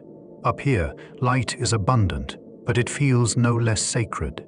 It moves without effort, touches without weight, transforms without taking. The moon's reflection breaks into fragments, tiny mirrors moving in unison. For a moment it looks as if the sea is made entirely of stars, the night sky scattered across its skin. You realize the two have always mirrored each other, the sea reflecting the heavens illuminating the sea. There is a strange peace in knowing that this dance has no end. The same light that glows above you has traveled for millions of years, crossing space, touching the ocean, and returning to the sky again. Each reflection is a reunion, a conversation between distant worlds. You close your eyes and feel the warmth that still lingers from the sun, now borrowed by the moon, carried through the waves. The water glows faintly around you, as though it remembers every sunrise that ever was. The light will fade again and return again. And in that reflection, endless, patient and calm, you find your own peace shining quietly back at you. The night grows softer and the water moves in slow, patient arcs. You look outward and find the horizon, an invisible line where the sea meets the sky, stretching endlessly in every direction. It is not a boundary, but a blending, a place where everything merges into one. The colors fade together, the light and air and water sharing a single breath. From this distance, the world seems infinite. The waves roll gently toward that far edge, dissolving into the haze of moonlight. No matter how long you watch, the line never grows nearer. It moves with you, as if it were not meant to be reached, but to be remembered, a reminder that there is no true division between here and there, only continuity. The horizon has always drawn the human eye. It's where sailors once set their course, where travelers dreamed of lands unseen, where poets and painters found the meeting of motion and stillness. But to the ocean, it's not a destination. It's a conversation between earth and air, a quiet understanding that both are part of the same whole. You drift with the waves and notice how the light bends across the curve of the world. The stars shimmer above, their reflections trembling on the water below. The two skies, one above, one beneath, mirror each other perfectly. You hover between them, weightless, surrounded by infinity on both sides. The air feels cooler now, touched by the night. The breeze carries the faint scent of salt and distance. Each breath you take feels wider, calmer, as if the horizon itself expands your lungs. The rhythm of the sea remains steady, a slow heartbeat beneath the vastness. The ocean stretches on forever, yet it never feels empty. It's filled with connection, currents linking continents, winds carrying echoes from one side of the world to the other. Even the horizon, which looks still, is alive with motion. The Earth's rotation moves it constantly, turning day into night, night into dawn. What seems fixed is always flowing. You realize that every creature, every wave, every drop of water shares this movement. The sea does not end where the horizon begins. It continues unseen, beyond sight, beyond knowing. The horizon is not a wall. It is an invitation. It asks you to imagine what lies beyond, and to understand that distance is only another form of closeness. The moonlight deepens, silvering the tips of the waves. Each crest glows softly, folding back into shadow. The sound of the water is quiet, but constant, a language older than words. You can hear it in your heartbeat now, that same steady rhythm, that same calm persistence. You close your eyes and picture standing on a distant shore, the same sea touching your feet, the same horizon stretching before you. You could be anywhere, and the ocean would still connect you. The line you see now has been seen by every life that ever looked to the sea. It is the one thing the world shares completely. A faint light appears far away, perhaps a ship, perhaps a star. It flickers for a moment, then fades. The horizon swallows it gently, as if keeping it secret.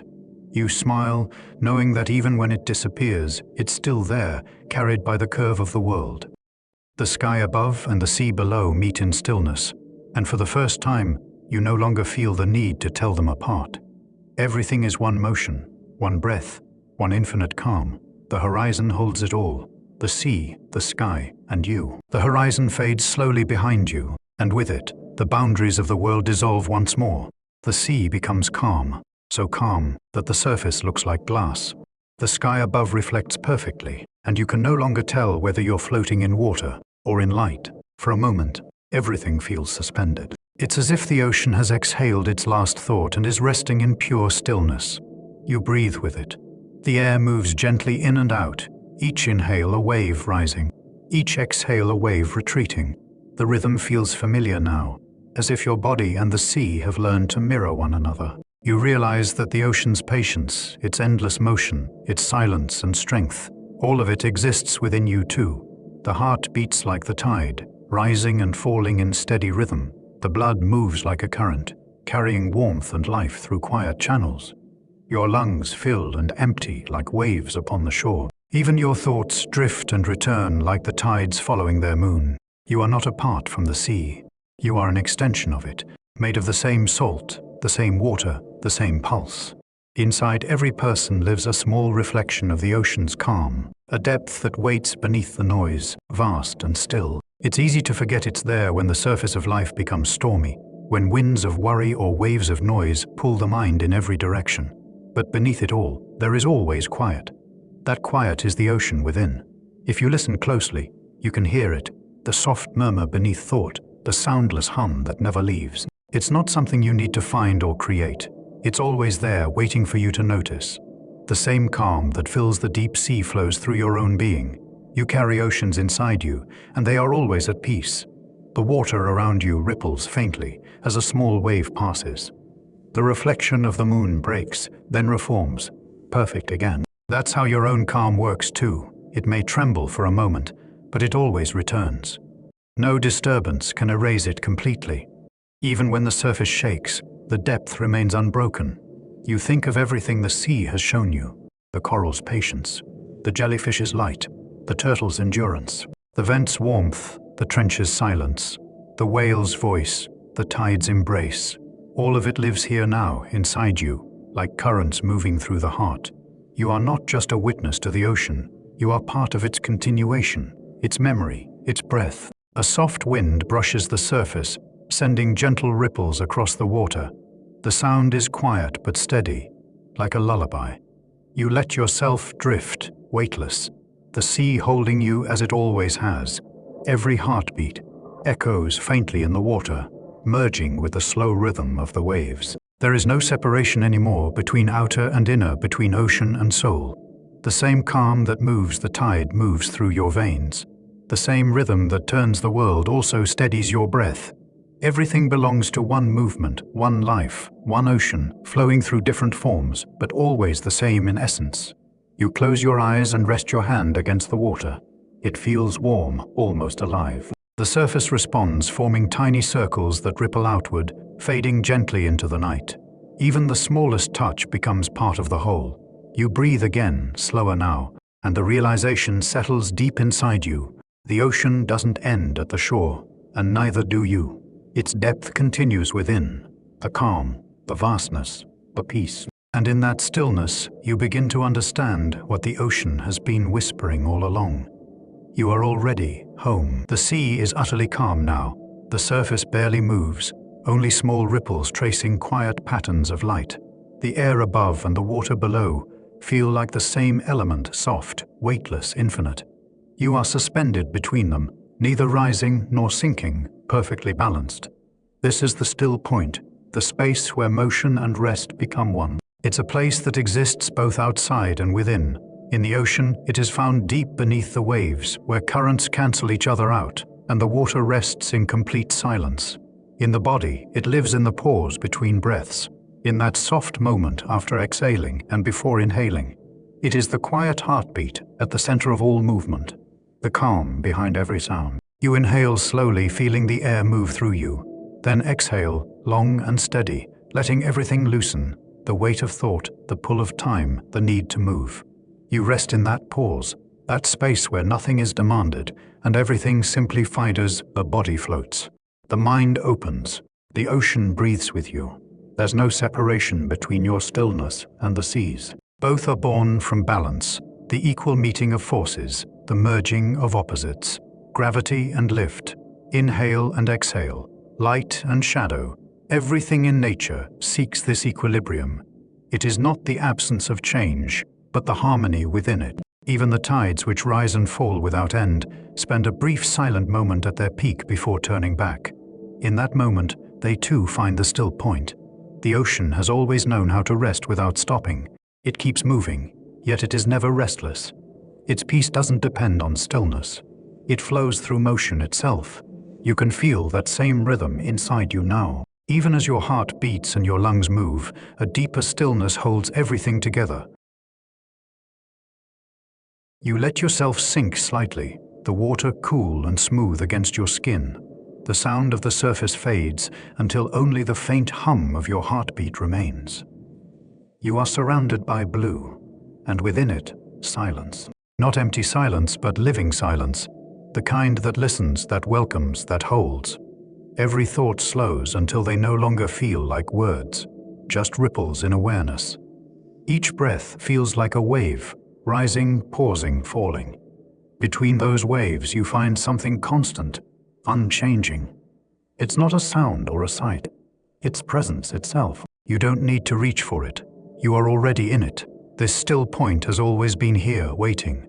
You've carried it with you since before you can remember, beneath every rush, beneath every tide of feeling. It's where the world's noise fades, where the self dissolves into simplicity. Here, nothing is missing, and nothing needs to be added.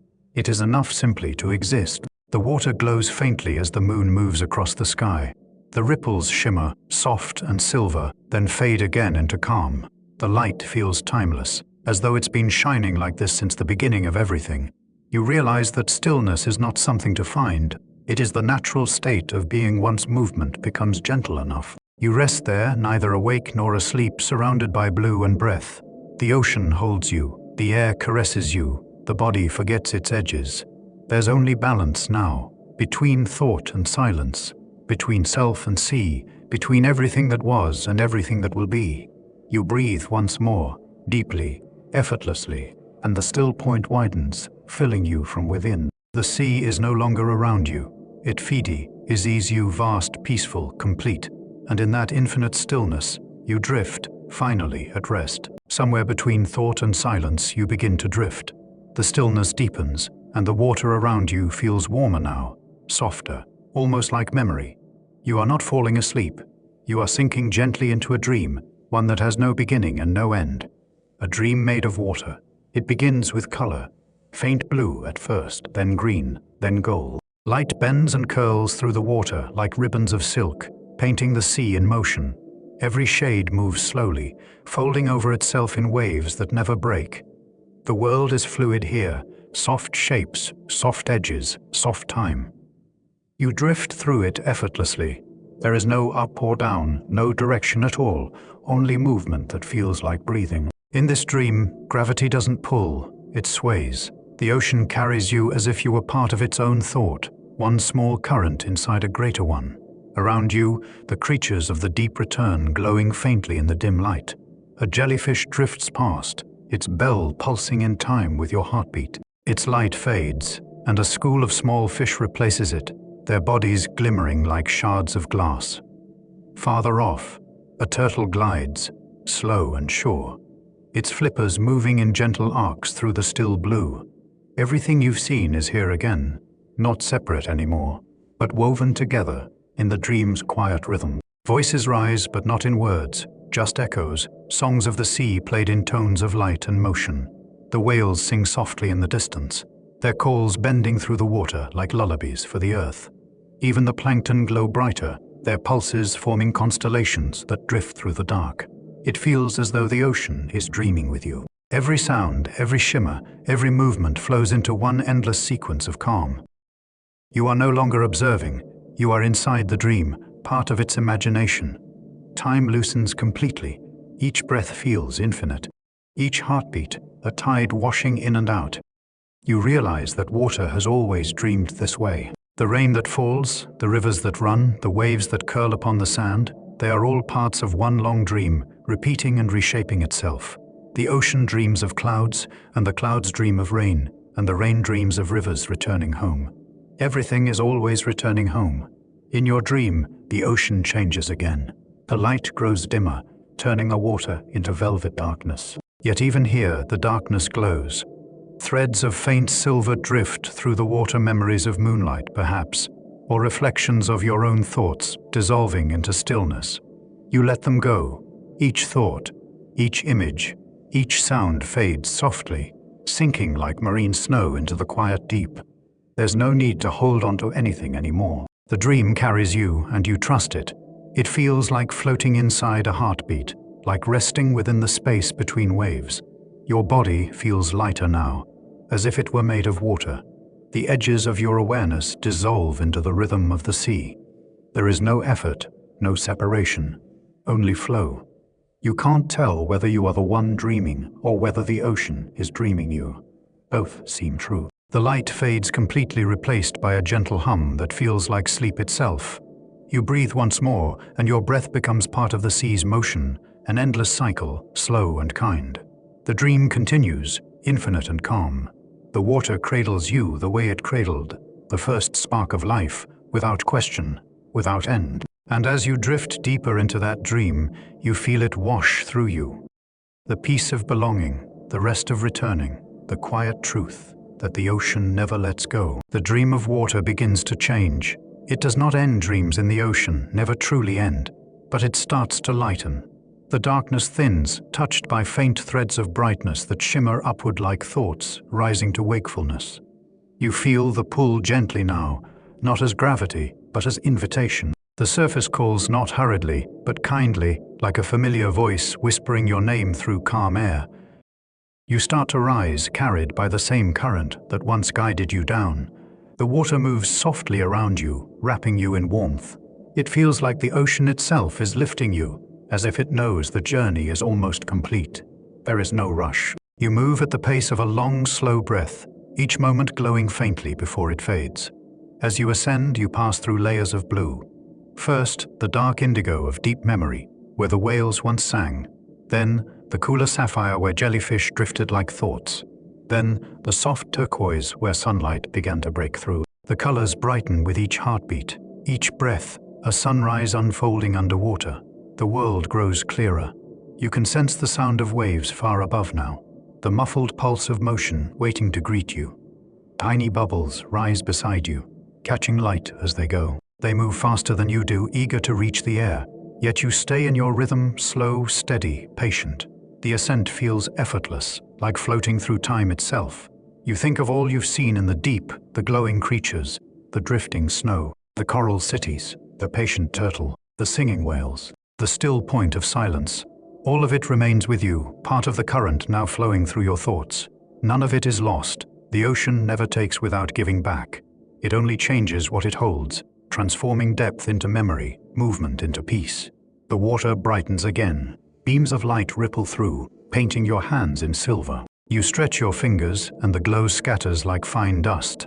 Above, the shimmer of the surface wavers, a trembling mirror that promises both return and renewal. You take one last breath underwater, not of air, but of calm. The kind of breath that fills the space between dreams and waking. The kind that holds gratitude without words. The surface nears. You can almost feel the warmth of air meeting water, the thin boundary where two worlds touch. You move closer, slower now, savoring each second. It feels like the ocean itself is pausing with you, reluctant to let go. When you finally break through, the first sound you hear is wind, a soft sigh moving across the water's skin. The second is the gentle lap of small waves folding and unfolding like the quiet pulse of life. You open your eyes, and the night sky expands above you, stars scattered like sparks across a dark velvet dome. The air feels cool, fresh, familiar. You take your first true breath and realize how easily the rhythm of the sea lingers in your chest. Your heart still beats like a tide, steady and deep. The world around you glows softly in moonlight, and the surface shimmers with every movement, a living mirror reflecting both sky and soul. For a while you float there, half in water, half in air, belonging to both, needing neither. The journey that began in darkness ends in calm light. You are no longer descending, no longer searching. You are simply present. The sea cradles you one last time, rocking you gently, as if to say, you have seen my depths. You have heard my silence. Now rest and carry my calm within you. You close your eyes again, not to sleep this time, but to remember. The ocean breathes around you, endless, patient, alive. And as you float beneath the stars, you realize you are breathing with it, perfectly in sync, perfectly at peace. The stars shimmer above you, their reflections trembling on the sea. The night air is cool against your face, and the water feels lighter now, almost weightless. You float between two infinities, the sky above and the ocean below, both vast, both endless, both the same. The world has become one color, soft, eternal blue. The waves move beneath you in quiet rhythm, gentle as breath. Each rise and fall feels familiar, like the echo of your own heartbeat. The sea no longer feels like something outside of you. It feels like something you've always carried, a rhythm that began before time, flowing through every life that ever was. You look toward the horizon. It glows faintly where the first hint of dawn is gathering. The colors change so slowly that you barely notice, deep navy melting into indigo, indigo into pale silver, silver into blue. The sky is waking, but the world remains hushed, reverent, as if it too wishes to linger in the dream a little longer. You take a deep breath, and the air tastes of salt and calm. The sound of small waves reaches your ears, soft, steady, timeless. It feels like the ocean is speaking once more, whispering not in language, but in rhythm. You are part of this. Everything you have seen, everything you have felt, still moves within you. The glowing creatures of the deep, the patience of coral, the songs of whales, the shimmer of moonlight, the still point of silence. All of it has become part of your inner tide. The journey was never about finding the sea. It was about remembering it, the one inside you, the one that has always known how to rest. You let your body drift, weightless on the surface. The water holds you effortlessly. It doesn't ask for control or strength or thought. It only asks for trust, and you give it. You let go of everything, time, noise, expectation, until only calm remains. Above, the stars begin to fade, one by one, like embers cooling in the dawn. The sea mirrors them perfectly, keeping their glow alive for a few moments longer before they disappear.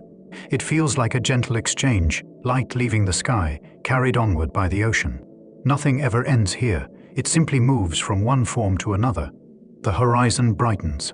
A single beam of gold touches the surface, spreading warmth through the blue. The first light of morning reaches you, soft as breath, wrapping you in quiet radiance. You can feel the sea respond, its surface shivering with light, its depths stirring gently in welcome. You realize as the sun begins to rise that the ocean doesn't sleep or wake. It simply continues, calm, eternal, alive. Its rhythm is the rhythm of the planet, of the body, of every tide that moves through existence. You are not separate from it. You never were. You are a wave within a wave, a breath within a breath, a moment inside the endless flow. You close your eyes once more, letting the golden warmth settle over you. The sea sighs beneath, the sky exhales above, and between them you rest, perfectly balanced, perfectly at peace. The light grows brighter, but it doesn't disturb the calm. It deepens it. You are still drifting, still breathing, still part of the ocean's thought. And as the world awakens, one truth lingers, soft and certain: the sea is endless. You are part of the sea. And this peace, this eternal blue, was never outside you.